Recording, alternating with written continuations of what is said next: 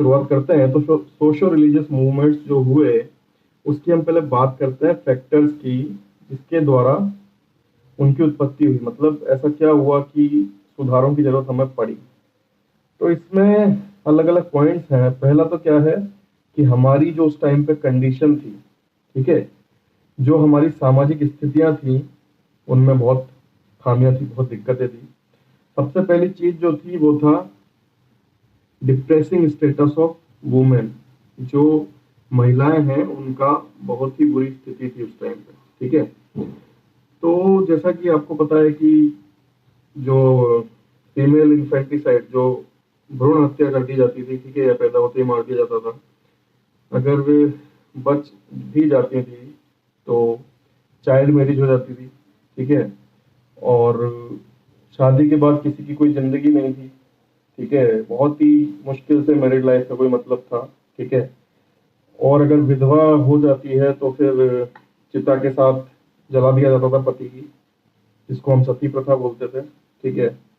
जिसको राजा राम मोहन राय ने कहा कि मर्डर इन एनी रिलीजन, किसी भी तरीके से ये मर्डर है, हत्या है, ठीक है। तो ये पूछा जा सकता है किसने कहा था कि मर्डर बाय एनी रिलीजन, किसी भी तरीके से ये हत्या है, ठीक है। तो सती कर दिया जाता था। अगर सती भी नहीं हुई तो भी उसकी लाइफ जो है एकदम खत्म थी, बेकार थी। सफेद साड़ी और रूखा खाना और बहुत सारी चीजें अगर आप देखते होंगे तो बहुत ही बुरा स्टेटस था, ठीक है। बंगाल में कुलीनिज्म करके प्रथा चलती थी जिसमें बहुत छोटी लड़कियों को शादी कर दी जाती थी बहुत बड़े लोगों के साथ। एज की बात मैं कर रहा हूँ, ठीक है। तो इस तरीके से वुमेन का जो स्टेटस है वो बहुत ही डिप्रेसिंग था, ठीक है। उसके बाद में हम बात करते हैं कि सोशल और रिलीजियस क्या इल्स थे उस टाइम पे। ये जो बंगाली बाबा और जो ये जादू और ये सब आप पढ़ते हैं, ठीक है, जब आज 2020 में ही कोरोना जैसे टाइम पे भी तबलीगी जमात और ये सब आप देख रहे हैं कि धर्म के आधार पे किसी से कुछ भी करवाया जा सकता है, तो उस टाइम भी ये हालत थी कि धर्म के आधार पे किसी से भी कुछ भी करवाया जा सकता था। जादू और ये सब जो है बहुत प्रचलित था। पुजारी और जो भी मतलब अलग अलग धर्मों के हैं वो धर्म के आधार पर कुछ भी करवा सकते थे। इस तरह की स्थितियां थी, ठीक है। उसके बाद है अनटचेबिलिटी, अछूत या फिर जो कास्ट सिस्टम है, ठीक है। वो सबसे बड़ी दिक्कत था कि जो 4 वर्ण बांट दिए, जो आपको पता है कि हिंदू धर्म के हिसाब से क्या क्या है, ब्राह्मण क्षत्रिय वैश्य शूद्र। तो जो शूद्र हैं उनको ऐसा बोल के कि ये जो है निचले ही काम करेंगे, इनको टच नहीं करेंगे, इनका खाना अलग पानी अलग, इस तरह की सारी प्रथाएं चलती थी और बहुत बुरी तरीके से फॉलो किया जाता था, ठीक है। टेम्पल में एंट्री नहीं कर सकते, उनको कोई छुएगा नहीं। तो बहुत ही बुरी स्थिति थी। और इस वजह से क्या होगा कि अगर कोई उस कास्ट से महिलाओं से कोई ऐसा होता भी है जो समझता है चीजें और कुछ आंदोलन की कुछ कोशिश करता है तो उसको तो वहीं दबा दिया जाएगा कि तुमसे तो कुछ होगा ही नहीं, तुम तो कुछ कर ही नहीं सकते, ठीक है। क्योंकि पहले मतलब बर्थ से ही सब चीज डिसाइडेड थी, ये हम में कमियां थी, ठीक है। दूसरा क्या था, impact of British rule. Impact of British rule की अगर बात करें तो भारत में जो ब्रिटिश रूल था वो और रूल से अलग क्यों था। ऐसा नहीं भारत में पहली बार आक्रमण हुआ था या भारत में पहली बार कोई बाहरी राज्य कर रहे थे, ठीक है। पहले भी बहुत आक्रमण हुए, कुछ लोग लूट के ले गए, कुछ लोग मुगलों की तरह उन्होंने सालों राज्य किया और उनकी संस्कृति यहाँ की संस्कृति में मिक्स हो गई और वो यहाँ के राजा हो गए एक तरीके से, ठीक है। आपको पता है 1857 की क्रांति में भी सीधे बहादुर शाह जफर को राजा बना दिया गया था, यानी वो एक तरीके से यहीं के हो गए। लेकिन ब्रिटिश ने कभी भी अपने आप को अलग नहीं किया, ठीक है। कभी भी वो लोग बाहरी जो टैग था उससे अलग नहीं हो पाए, ठीक है। तो उनका जो इम्पैक्ट रहा उससे भी हमें सुधारों की जरूरत थी, ठीक है। और वो उस टाइम पे आए थे जब यूरोप में एक जन जागरण, एक पुनर्जागरण का सारा चल रहा था, क्रांतियां और ये सब, मतलब सिविलाइजेशन की तरफ यूरोपियन वर्ल्ड मूव कर रहा था। तो उस टाइम पे वो लोग आए थे, इसलिए उसका भी इम्पैक्ट हुआ कि हमें जो है अब जन जागृत होना चाहिए और अपने अंदर सुधार लाना चाहिए। तीसरी चीज क्या थी कि अपनी संस्कृति की खोज करनी थी। जब ये इन्होंने मिशनरीज लाना चालू कर दिया अंग्रेजों ने और अपना धर्म की बातें बताना चालू कर दिया, और हम तो इतना दब गए थे कि हम भूल गए थे अपनी चीजें। उन्होंने मिशनरी से जब लाके थोपना चालू किया तब इंडियंस को लगा कि यार हम अपनी चीजों को फॉलो करें और अगर वो गलत है तो उनको सुधारें, ठीक है। चौथी चीज क्या थी कि जो न्यू अवेयरनेस आई थी, एनलाइटेड इंडियंस यानी जागरूक जो अचानक से उस टाइम हुए थे, कैसे कि जब 1857 की क्रांति के बाद में शिक्षा की तरफ ध्यान दिया गया। मैंने आपको बताया था पिछले लेक्चर में कि 1 लाख रुपए आपको हर साल खर्च करने हैं। उसके तहत इंग्लिश स्कूल्स खुले, ठीक है। इंग्लिश जो वहाँ की एजुकेशन थी वो आई, इससे पता लगा कि सबको समान रूप से जीना चाहिए, सबको समानता का अधिकार होना चाहिए, ठीक है। तो ये सब चीजें जब पता लगी तो ये देखने में आया कि कैसे हैंडफुल ऑफ फॉरेनर्स, कुछ बहुत कम हमसे तादाद में लोग हमारे ऊपर शासन कैसे कर रहे हैं, ठीक है। और जब ये समझ में आया तो कुछ लोगों ने फॉलो किया, ठीक है, इंग्लिश स्टडी को। तो उससे हमको बहुत सारी चीजें, नए नए इकोनॉमिक जो काम हो रहे हैं, रिवॉल्यूशंस हो रही हैं, ठीक है, नई नई जन जागृतियां कहाँ पे कैसे हो रहा है, सिविलाइजेशन किस तरह से चल रहा है, ये सब चीजें पढ़ने में आई, ठीक है। तो एक एनलाइटेड इंडियंस यानी एक जागरूक इंडियंस का अलग से ग्रुप बना, जिससे भी हमको सुधार मिले हमारी सोसाइटी में, ठीक है। अब ये जो सुधार हुए उनका बेस क्या था? वो दो बेस थे। एक तो इंटेलेक्चुअल्स का बेस था, ठीक है, बुद्धिमान लोगों का बेस था, जो सोचते थे कि जो हम कर रहे हैं क्यों कर रहे हैं, ठीक है। और दूसरा था मिडिल क्लास बेस। तो मिडिल क्लास बेस जो थी वो बेसिकली जो है काम कर रही थी फैक्ट्रीज में, और कोई लॉ में था, कोई किसी में था, ठीक है। तो ऐसा नहीं है कि वो जो फैक्ट्रीज में काम कर रही थी उनसे वो मिडिल क्लास बेस चालू हुआ, क्योंकि वो तो पूरी तरह से ब्रिटिश के अंडर थे। जो लॉ, डॉक्टर, इस तरह से मतलब जो पढ़े लिखे होके जो अदर काम कर रहे थे ब्रिटिश के, जो सीधे कंट्रोल में नहीं थे, वहां से जन जागरण चालू हुआ मिडिल क्लास बेस का, कि हमें जो है कुछ अपनी संस्कृति के लिए, अपने लिए कुछ अच्छा करना चाहिए, ठीक है। और दूसरा जो था वो क्या था? इंटेलेक्चुअल, ठीक है। तो इंटेलेक्चुअल में सबसे पहले हमारे राजा राम मोहन आए, राजा राम मोहन राय, जिन्होंने जो है सती प्रथा का विरोध सबसे ज्यादा किया। सती प्रथा के लिए उन्होंने कहा, जो मैंने आपको बताया था कि मर्डर इन एनी रिलीजन, उन्होंने कहा कि जो कॉजलिटी का सिद्धांत है, यानी हर चीज का कुछ कारण है, उसका पालन हमको करना चाहिए, ठीक है। वेदों के उन्होंने ट्रांसलेशन किए भारतीय भाषाओं में, जिससे उन्होंने वेदों को सबके लिए खोला। उन्होंने कहा सबको वेद पढ़ने की अनुमति मिले, ठीक है। और वेद जो है वो अनटचेबिलिटी नहीं सिखाते, आप सबको पढ़ने की, उसको ऐसा नहीं है कि एक कास्ट पर्टिकुलर ब्राह्मण ही उसको पढ़ सकता है, सबको आप उसको पढ़ने दीजिए। तो इस तरीके से उन्होंने अपना चालू किया। फिर एक अक्षय कुमार दत्त आए, जिन्होंने कहा कि rationalism is our only receptor, हमारा जो ओनली गुरु है वो होना चाहिए रेशनलिज्म, यानी कारण क्या है, जो भी चीज आप कर रहे हो उसका कारण क्या है, ठीक है। इस चीज से हमें हर चीज को देखना चाहिए, ठीक है। उसके बाद उन्होंने कहा कि जो चाइल्ड मैरिज है, जो आप बचपन में ही शादी कर देते हो, उसके लिए उन्होंने कहा, उसको मेडिकल के तौर पे उन्होंने बताया कि ये गलत है, मेडिकल सपोर्ट दिया उसको मेडिकल के तरीके से, ठीक है, ये गलत है मेडिकल के तौर पे भी। तो ये सब चीजें आने लगी, ठीक है।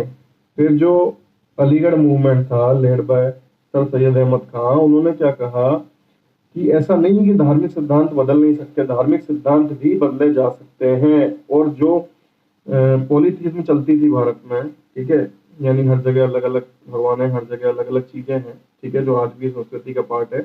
तो उसके लिए उन्होंने कहा कि ऐसा नहीं है, सब धर्म अलग अलग हैं, सबके जो दीन है वो एक ही है, और हर जगह उपदेशक सिर्फ अलग अलग है। अलग अलग धर्म का मतलब है उपदेशक अलग है, लेकिन दीन सबका एक ही है। इस तरह राजा राम मोहन राय ने कहा कि सब जो रिलीजन है वो एक ही बेसिक यूनिवर्सल प्रिंसिपल पे चल रहे हैं, ठीक है, और ये अवतार हैं अलग अलग, बात सब एक ही कहते हैं। तो इस तरीके से जो है एनलाइटमेंट आया, एक इंटेलेक्चुअल्स ने अपनी बात करना चालू किया, जिससे सोशल रिफॉर्म होना चालू हुए। अब सोशल रिफॉर्म जो हमारी सबसे बड़ी दो एविल्स थी, उनके खिलाफ होंगे, बुराइयों के खिलाफ।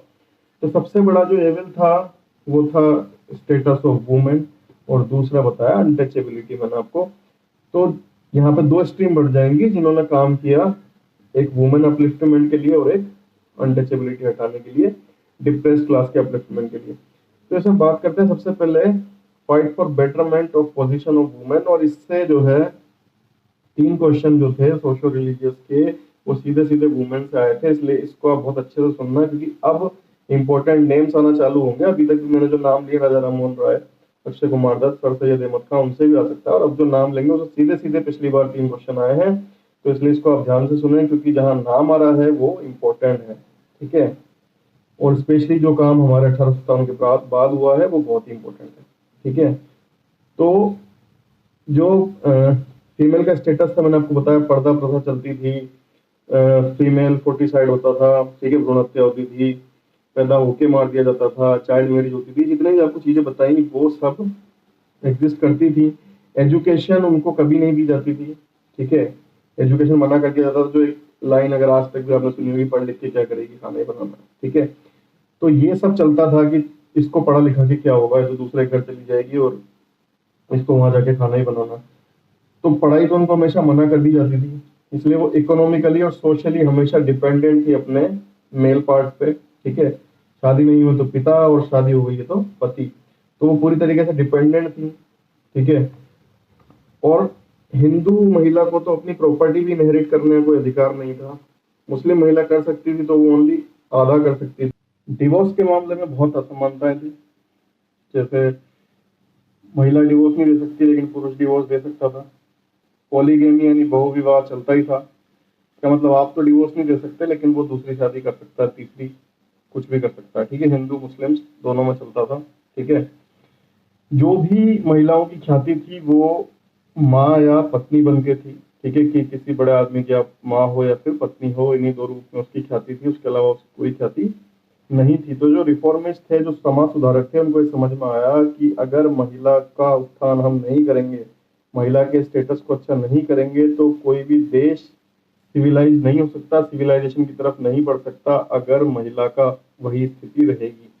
तो इस आधार पर जो है महिला के स्टेटस के लिए, उत्थान के लिए काम किए गए। ठीक है, जिसको हम एक एक करके पढ़ते हैं। सबसे पहले अबॉलिशन ऑफ सती, सती प्रथा का अंत। तो 1829 में राजा राम मोहन राय के प्रयासों के बाद एक एक्ट पास किया गया, जिसमें जो है रेगुलेशन ऑफ 1829, जिसमें सती को जो है एक हत्या घोषित कर दिया गया, इलीगल घोषित कर दिया गया। ठीक है, ये पहले बंगाल में लगाया गया, उसके बाद 1830 में थोड़े से मॉडिफिकेशन के साथ बॉम्बे और मद्रास में भी लागू कर दिया गया। ठीक है, इसके बाद हम बात करते हैं फीमेल फोर्टिसाइड की, यानी भ्रूण हत्या की। तो भ्रूण हत्या के लिए जो अपर क्लास बंगाली और राजपूत थे उस टाइम, वो बर्डन समझते थे, एक बोझ समझते थे फीमेल को, तो इनमें ज्यादा था फोर्टिसाइड का। ठीक है, तो उसके लिए 1795 और 1804 के बंगाल रेगुलेशंस में इसको इलीगल घोषित किया गया, एक हत्या घोषित किया गया। और फिर 1870 में एक एक्ट बना दिया गया, जिसके अनुसार आपको आपके हर चाइल्ड का जो है रजिस्ट्रेशन करवाना पड़ेगा, और फीमेल को थोड़े टाइम भी बाद भी आपको वेरिफिकेशन के लिए आना पड़ेगा। ठीक है, तो ये काम किए गए। इसके बाद हम बात करते हैं विडो रीमैरिज की। तो विडो रीमैरिज की अगर हम बात करते हैं, तो पंडित ईश्वर चंद्र विद्यासागर का हमेशा नाम आएगा जब भी विधवा विवाह की बात की जाएगी।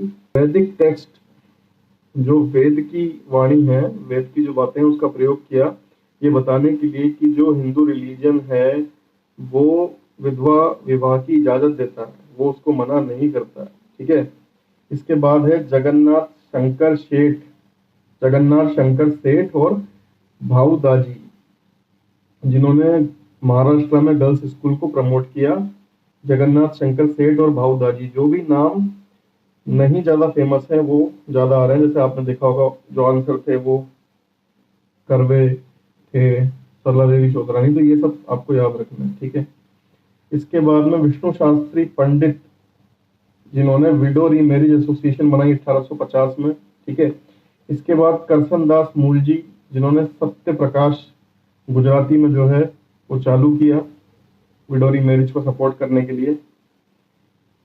इसके बाद कर्वे, DK कर्वे, जो पिछली बार भी एक क्वेश्चन पूछा गया था पिछले पेपर में, जो मैंने कल डिस्कस किया था कि 1890 में महाराष्ट्र में स्कूल जो चलाए गए वो किसने चलाया, तो DK कर्वे आंसर था। तो इन्होंने खुद इसको सपोर्ट करने के लिए 1893 में एक विधवा से शादी की। ठीक है, और पूरी लाइफ इन्होंने जो है विधवा को ऊपर उठाने के लिए लगा दी, और विडो रीमैरिज एसोसिएशन के सेक्रेटरी बन गए।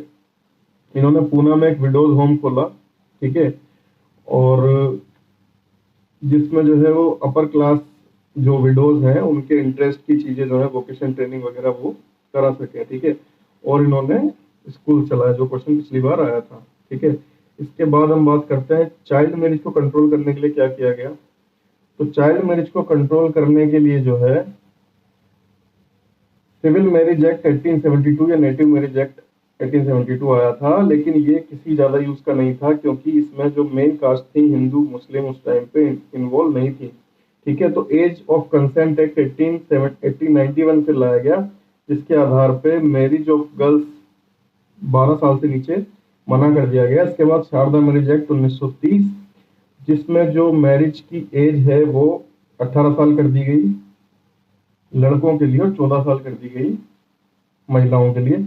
उसके बाद में फिर आज़ादी के बाद चाइल्ड मैरिज रेस्ट्रेंट एक्ट 1978, जिसमें महिलाओं की उम्र बढ़ा के 18 कर दी और लड़कों के लिए 21 कर दी, जो चल रहा है आज भी। ठीक है, इसके बाद एजुकेशन ऑफ वुमेन की अगर हम बात करें तो सबसे पहले बैथून स्कूल, जो कि जेईडी बैथून ने बैथून स्कूल चालू किए, जो प्रेसिडेंट थी council of education in Calcutta 1849 में।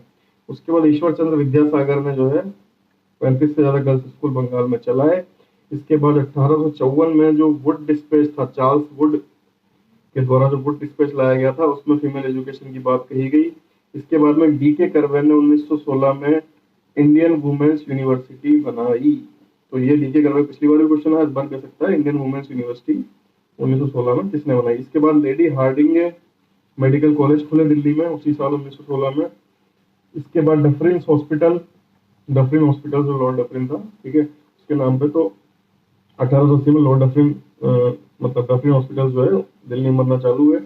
इसके बाद जो है महिलाओं ने ये जो शिक्षा प्राप्त की, इससे इन्होंने कई सारे आंदोलनों में सपोर्ट किया, लाठियां खाई, ठीक है, हर जगह इन्होंने हिस्सा लिया और चोरा चोरी कांड में बहुत हाथ था। ठीक है, तो ये सब आप देख सकते हो कि फिर वुमेन जो है वो आंदोलन में पार्ट लेने लग गई थी और फिर अच्छे अच्छे पदों पे भी पहुंची, जैसे सरोजनी नायडू 1925 में कांग्रेस की अध्यक्ष बनी। ठीक है, कांग्रेस की जो उस टाइम पे मीटिंग हुई उसमें अध्यक्ष रही वो, और फिर 1949 में यूनाइटेड फ्रंटियर प्रोविंस की वो गवर्नर भी बनी। ठीक है, तो इस तरीके से वुमेन धीरे धीरे आगे बढ़ना चालू हो गए। इसके बाद बात करेंगे वुमेन्स ऑर्गेनाइजेशन की, कि वुमेन ने वुमेन के लिए क्या किया। तो पहला ही है 1910 में सरला देवी चौधरानी ने भारत स्त्री महामंडल की इलाहाबाद में पहली मीटिंग हुई थी, उसकी स्थापना की। ये एज इट इज क्वेश्चन पिछले बार आ चुका है। ठीक है, 1910 में किसने भारत स्त्री महामंडल, इसकी मीटिंग पहली इलाहाबाद में हुई थी 1910 में, उसकी स्थापना की आंसर था सरला देवी चौधरानी। ठीक है, अब इसके आगे पढ़ते हैं कि इसका काम क्या था, ये जो इन्होंने भारत स्त्री महामंडल बनाया था। Education for women, evolution of purdah system, improvement in socio economic and political status of women. ठीक है, तो ये सब काम ये करते थे। उन्होंने ये कहा, ये भी क्वेश्चन बनता है कि सरला देवी ये मानती थी कि जो मैन वुमेन की अपलिफ्टमेंट के लिए काम कर रहे हैं वो सब हैं मनु की छाया में पले बड़े हुए। मनु कौन है? मनुस्मृति आपको पता होगा। ठीक है, मनु जिनके आधार पर भारत चलता था पूरा। तो उन्होंने कहा कि जो मैन वुमेन के लिए अपलिफ्टमेंट के लिए कार्य कर रहे हैं वो under the shade of Manu बड़े हुए हैं, मनु की छाया में बड़े हुए हैं।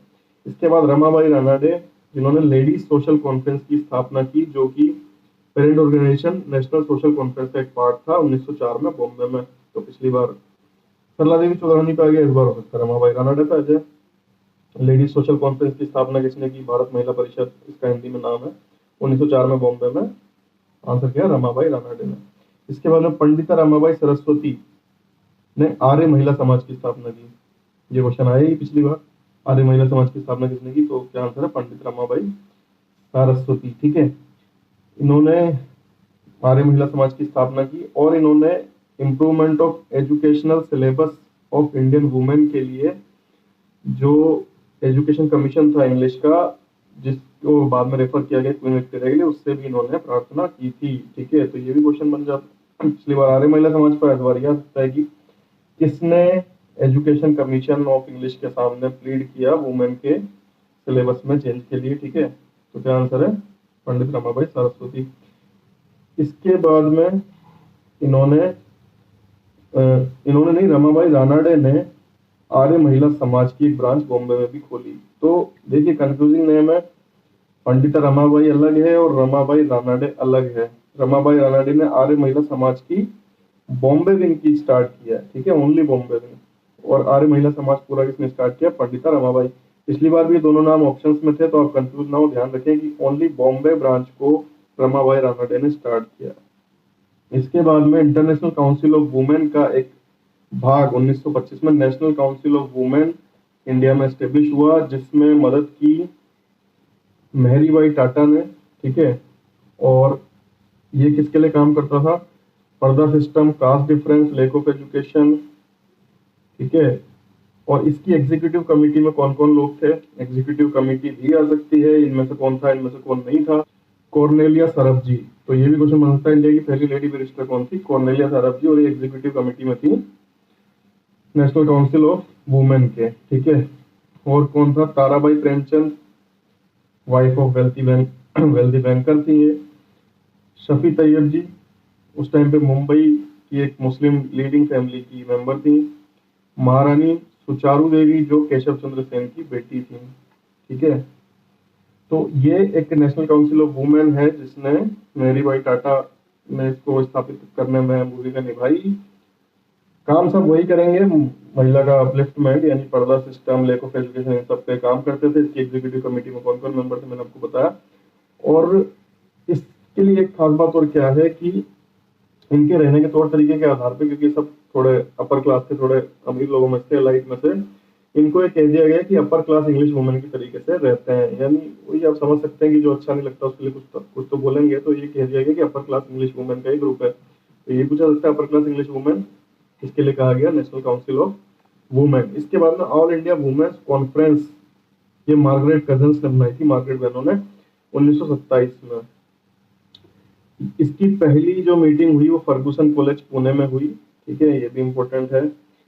इसमें कौन कौन मेंबर थे? महारानी चिमनाबाई Gaikwad, Rani Sahiba of Sangli, Sarojini Naidu, Kamla Devi Chattopadhyay and lady Dorab Tata. तो ये भी एक एलाइट ग्रुप हो गया, ठीक है। इसके मेंबर्स के नाम के आधार पर देख सकते हो, सरोजनी नायडू, कमला देवी चट्टोपाध्याय, सांगली की रानी साहिबा, महारानी चिमनाबाई, तो ये सब इसके थे, ठीक है। और ये बहुत ही सबसे इंपॉर्टेंट जो ग्रुप है वो ये ऑल इंडिया वुमेन्स कॉन्फ्रेंस, क्योंकि इसके आधार पे ही, इसके काम के आधार पे इतने सारे एक्ट पास हुए जिनकी हम बात करेंगे। तो ये लोग किसके लिए काम करते थे? Principle of social justice, integrity, equal rights and opportunities to secure for every human being the essentials of life. जो एसेंशियल्स ऑफ लाइफ है, जो जरूरत है, अपॉर्चुनिटी है, वो आप बर्थ से डिसाइड मत करो कि कोई स्त्री है तो उसको नहीं मिलेंगे, ऐसा मत करो, सबके लिए समान होना चाहिए, ऐसी इनकी सोच थी। और इनकी सोच के आधार पर जिन्होंने काम किया उसके आधार पर बहुत सारे एक्ट पास हुए, जिसमें शारदा एक्ट 1929 जिसकी हमने बात करी थी, मैं उसके लिए एज बढ़ाने के लिए, ठीक है। Hindu women's right to property act 1937, factory act 1947, Hindu marriage and divorce act 1954, special marriage act 1954, Hindu minority and guardianship act 1956, Hindu adoption and maintenance 1956, सजेशन of immoral traffic in women act 1958, maternity benefit act 1961, dowry prohibition 1961, equal remuneration 1958 and 1976। तो इतने सारे act हैं जो इस संस्था के प्रयासों से हुए हैं। और आपने देखा 1947 के बाद के भी बहुत सारे एक्ट हैं, और जो हमारे इंडस्ट्रियल रिलेशन के हिसाब से भी इंपॉर्टेंट है, maternity benefit, maternity benefit, equal remuneration या फैक्ट्री एक्ट, ये सब। तो ये कितनी इंपॉर्टेंट संस्था है ऑल इंडिया वुमेन्स कॉन्फ्रेंस, जिसके हिसाब से ये सब हुआ है, ठीक है। तो ये सारी बात हुई किसकी? हमारी पहली लड़ाई की, महिलाओं के उत्थान के लिए, ठीक है। अब बात करते हैं दूसरी लड़ाई की, अनटचेबिलिटी से लड़ाई या फिर कास्ट सिस्टम से लड़ाई। तो इसमें जो है ब्रिटिश का क्या हाथ है? ब्रिटिश ने डायरेक्टली भले इसके लिए कुछ ना किया हो, लेकिन इनडायरेक्टली उन्होंने ऐसे काम किए कि वो हो गए, ठीक है, कास्ट सिस्टम के खिलाफ। जैसे सेना में सब लोग एक साथ ही रहेंगे, मना कर दिया था, ठीक है, कि अपनी कास्ट को आप यहाँ पर अलग से कुछ नहीं उसके लिए कर सकते, ठीक है। कॉमर्स इंडस्ट्री जो आई वो किसी में भेदभाव नहीं करती थी, ठीक है। प्रॉपर्टी जो थी उसको प्राइवेट प्रॉपर्टी करना चालू कर दिया, तो वो कोई भी कर सकता था। फ्री सेल ऑफ लैंड, तो कोई भी खरीद सकता था, ठीक है। तो ये सब चीजें, ये सब काम उन्होंने किए, मॉडर्न मीन्स लेके आए, इक्वलिटी बिफोर लॉ लेके आए, जो कास्ट पंचायत के सजा देती थी वो सब बंद कर दिए। तो ये सब चीजें जो है इक्वलिटी लेके आई पहली बार, और ना चाहते हुए भी अनजाने में उन्होंने कास्टिज्म को थोड़ा कम किया, ठीक है। और उनका कोई विरोध कर नहीं सकता था क्योंकि वो पावर में थे उस टाइम। दूसरा क्या हुआ कि जो हमारे लोगों ने काम किए, उसमें क्या है कि आर्य समाज ने ये कहा कि जो हिंदू सोसाइटी है उसमें जो फोर फोल्ड डिवीजन है, ठीक है, वेदों के हिसाब से फोर फोल्ड डिवीजन है, उसको आप भले ही फॉलो करो, जो मैंने आपको बताया ब्राह्मण क्षत्रिय वैश्य शूद्र, लेकिन फिर भी किसी को छूने से मना मत करो और उनको वेद पढ़ने से मना मत करो, ठीक है, उनको स्क्रिप्चर्स पढ़ने दो और अनटचेबिलिटी वो भी नहीं कहते, तो ये आप मत करो, ठीक है। इसके बाद में क्या है कि जो कांग्रेस गवर्नमेंट जब बनी, तीसरा फैक्टर क्या है, जब हमारे हाथ में सत्ता आना चालू हुई 1937 के चुनाव के बाद में, प्रोविंशियल ऑटोनॉमी जब मिली थी, तो कांग्रेस ने कुछ अपलिफ्टमेंट के लिए प्रयास किए। फ्री एजुकेशन फॉर हरिजन्स कुछ प्रोविंसेस में उन्होंने किया। उसके बाद में जो पहली बार जो राजा कौम थी, यानी जो राजा होते थे, उन्होंने पहली बार अपलिफ्टमेंट के लिए काम करना चालू करा जब कांग्रेस ने करा। उसके बाद तो ये इंपॉर्टेंट है आपके लिए, त्रावणकोर, इंदौर और देवास, ठीक है, त्रावणकोर, इंदौर और देवास, इनके रूलर्स ने जो है इनिशिएटिव लिए कि ऑल टेम्पल्स को खोल दिया जाए सबके लिए, ठीक है। तो राजा ऐसा इनिशिएटिव ले, उस टाइम की बड़ी बात थी, तो इसलिए त्रावणकोर, इंदौर और देवास, किसी भी तरह आ सकता है कि इनमें से कौन है या नहीं है, ठीक है, पॉजिटिव नेगेटिव किसी भी तरीके से आपको हेल्प कर सकता है। गांधी जी तो शुरू से लगे हुए थे, ठीक है, गांधी जी हमेशा से अनटचेबिलिटी के खिलाफ रहे, बाद में हम स्टेटमेंट भी पढ़ेंगे किस किसने क्या क्या बोला है। तो गांधी जी जो है हमेशा से खिलाफ थे, इसलिए 1932 में उन्होंने ऑल इंडिया हरिजन सभा की शुरुआत की। उन्होंने कहा कि शास्त्र जो है वो अनटचेबिलिटी को वेरीफाई नहीं करते, सैंक्शन नहीं करते, अगर वो करते भी हैं तब भी उनका विरोध किया जाए, क्योंकि जो ट्रुथ है, सत्य है, वो एक किताब के कवर के अंदर नहीं रह सकता। उन्होंने कहा कि शास्त्र विरोध करते हैं तो उनको भी हटा दो, यानी वो किसी भी तरीके से जो है खिलाफ थे। इसके बाद बात करते हैं फोर्थ फैक्टर इंटेलेक्चुअल्स की। तो महाराष्ट्र में ज्योतिबा फूले करके जो थे, वो एक माली समाज में पैदा हुए थे और उन्होंने इस ये जो कास्ट सिस्टम था इसका विरोध किया। इसके लिए उन्होंने एजुकेशन ऑफ लोअर कास्ट के लिए काफी सारे स्कूल खोले महाराष्ट्र में। इसके बाद बाबा साहब अम्बेडकर, उन्होंने all India schedule caste federation की शुरुआत की। All India depressed class association, ये ध्यान रखें, बाबा साहब अम्बेडकर की नहीं है, all India depressed class association औरों ने की है। All India schedule caste association federation, schedule caste federation जो है वो अम्बेडकर जी ने की है। इसके बाद उन्होंने कहा कि ये जो इंस्टीट्यूशन है कास्ट का, इसकी वजह से रियल प्रोग्रेस जो है वो रुकी हुई है, और तीनों राउंड टेबल कॉन्फ्रेंस में वो गए। उसके बाद मैंने आपको बताया कम्युनल अवार्ड जो पॉलिटी में डिस्कस किया था रेमसे मैकडोनाल्ड का, ठीक है, अलग अलग सब कास्ट के इलेक्टोरेट बांट दिए थे। उसके बाद गांधी जी ने विरोध किया, उपवास किया, फिर अम्बेडकर जी मिले, गांधी अम्बेडकर पैक्ट के बाद में वो 1935 के एक्ट में फिर भी डिप्रेस्ड क्लास के लिए अलग से इलेक्टोरेट थे, ठीक है, क्योंकि तीनों राउंड टेबल में ये गए थे। तो ये सब हुआ, ठीक है।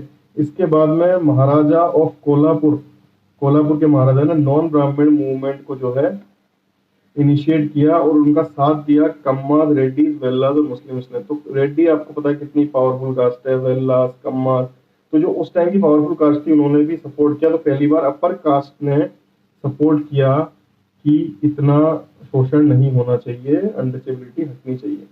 इसके बाद ईवी रामास्वामी नायकर, ये नाम आपको मिल सकता है कहीं भी ऑप्शन में या क्वेश्चन में। ईवी रामास्वामी नायकर ने सेल्फ रेस्पेक्ट मूवमेंट, स्वाभिमान आंदोलन शुरू किया, ठीक है, इंपॉर्टेंट है ये। इसके बाद श्री नारायण गुरु जो थे उन्होंने पूरा जीवन लगाया और उन्होंने एक स्लोगन दिया कि one religion one cast one God for Mankind.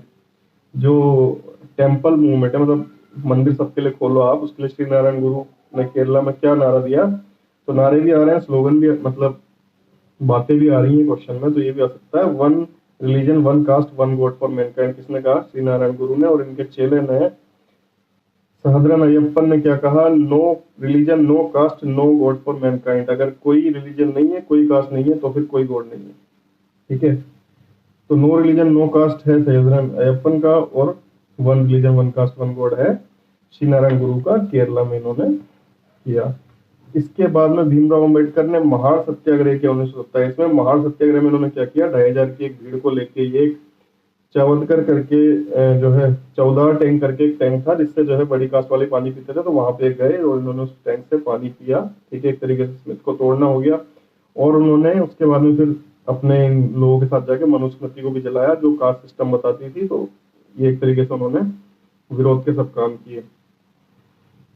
बहिष्कृत हितकारिणी सभा उन्होंने 1924 में स्थापित की और उसमें उन्होंने कहा कि इसका मोटो है, उद्देश्य एजुकेट, एजिटेट एंड ऑर्गेनाइज, यानी शिक्षित हो जाओ, आंदोलन करो और ऑर्गेनाइज हो जाओ। तो बहिष्कृत हितकारिणी सभा अम्बेडकर जी ने की, इसलिए पूछ ली जाती है। ठीक है, तो ये तो सब हुआ जो इंडियंस ने किया। इसके बाद में क्या है कि ये अनटचेबिलिटी को मिटाना पूरी तरह से उस टाइम पे पॉसिबल नहीं था, क्योंकि जो बाहर की गवर्नमेंट होती है उसके अपने कुछ कमियां होती हैं, वो यहाँ के लोगों से पंगा नहीं ले सकती हर चीज पे। जैसा आपको बताया कि सती प्रथा को अबोलिश किया, ठीक है, और चाइल्ड मैरिज एक्ट ये सब लाए, तो 1857 की क्रांति में वो सब देखने को मिला था। तो बाहर की जो गवर्नमेंट होती है उसके अपने कुछ कमियां होती हैं। ठीक है, तो इस वजह से जो है ये अच्छी तरह तो अनटचेबिलिटी कब रिमूव हुई है, जब हमारे संविधान में सब लिखा गया है। ठीक है, आर्टिकल 18 अनटचेबिलिटीज के लिए बोलता है, आर्टिकल 16 मंदिर वगैरह आप कहीं भी जा सकते हो। तो राइट टू इक्वलिटी जो है हमारे मूल अधिकार 14 से 18 और डायरेक्टिव प्रिंसिपल में भी बोला गया है, तो तभी ये दूर हो पाए। अब इसके बाद हम बात करते हैं कि क्या क्या बोला है किसने इन सब रिफॉर्म्स के बारे में, क्योंकि ये भी पूछा जा रहा है। ठीक है, तो महादेव गोविंद रानाडे ने, एमजी रानाडे ने कहा कि जो पास्ट है या कोई मर गया उसको जला दिया, दफना दिया आपने, तो वो वापस नहीं आ सकता। उसी तरह डेड पास्ट जो है वापस नहीं आ सकता, लेकिन आप डेड पास्ट को पुनः निर्माण करके वापस मत लाइए, उसमें आप रिवाइवल कीजिए। ठीक है, पुनर्जीवित उसको कीजिए, यानी उस तरीके से चेंजेस कीजिए। ठीक है, ये एमजी रानाडे ने कहा। गांधी जी ने क्या कहा कि अनटचेबिलिटी क्वेश्चन जो है वो हिंदुइज्म का है, अगर अनटचेबिलिटी रहती है तो हिंदुइज्म खत्म हो जाएगा। ठीक है, और क्या कहा उन्होंने कि मैं अपनी धरती, मेरी जमीन को आप उड़ा दो, ठीक है, मैं लेकिन उससे पाँव बाहर निकालने को तैयार नहीं हूँ। मैं किसी के घर जाके घुसपैठिया या भिखारी गुलाम नहीं बनूंगा। मतलब वही है कि डिप्रेस क्लासेस के लिए उन्होंने बात कही थी।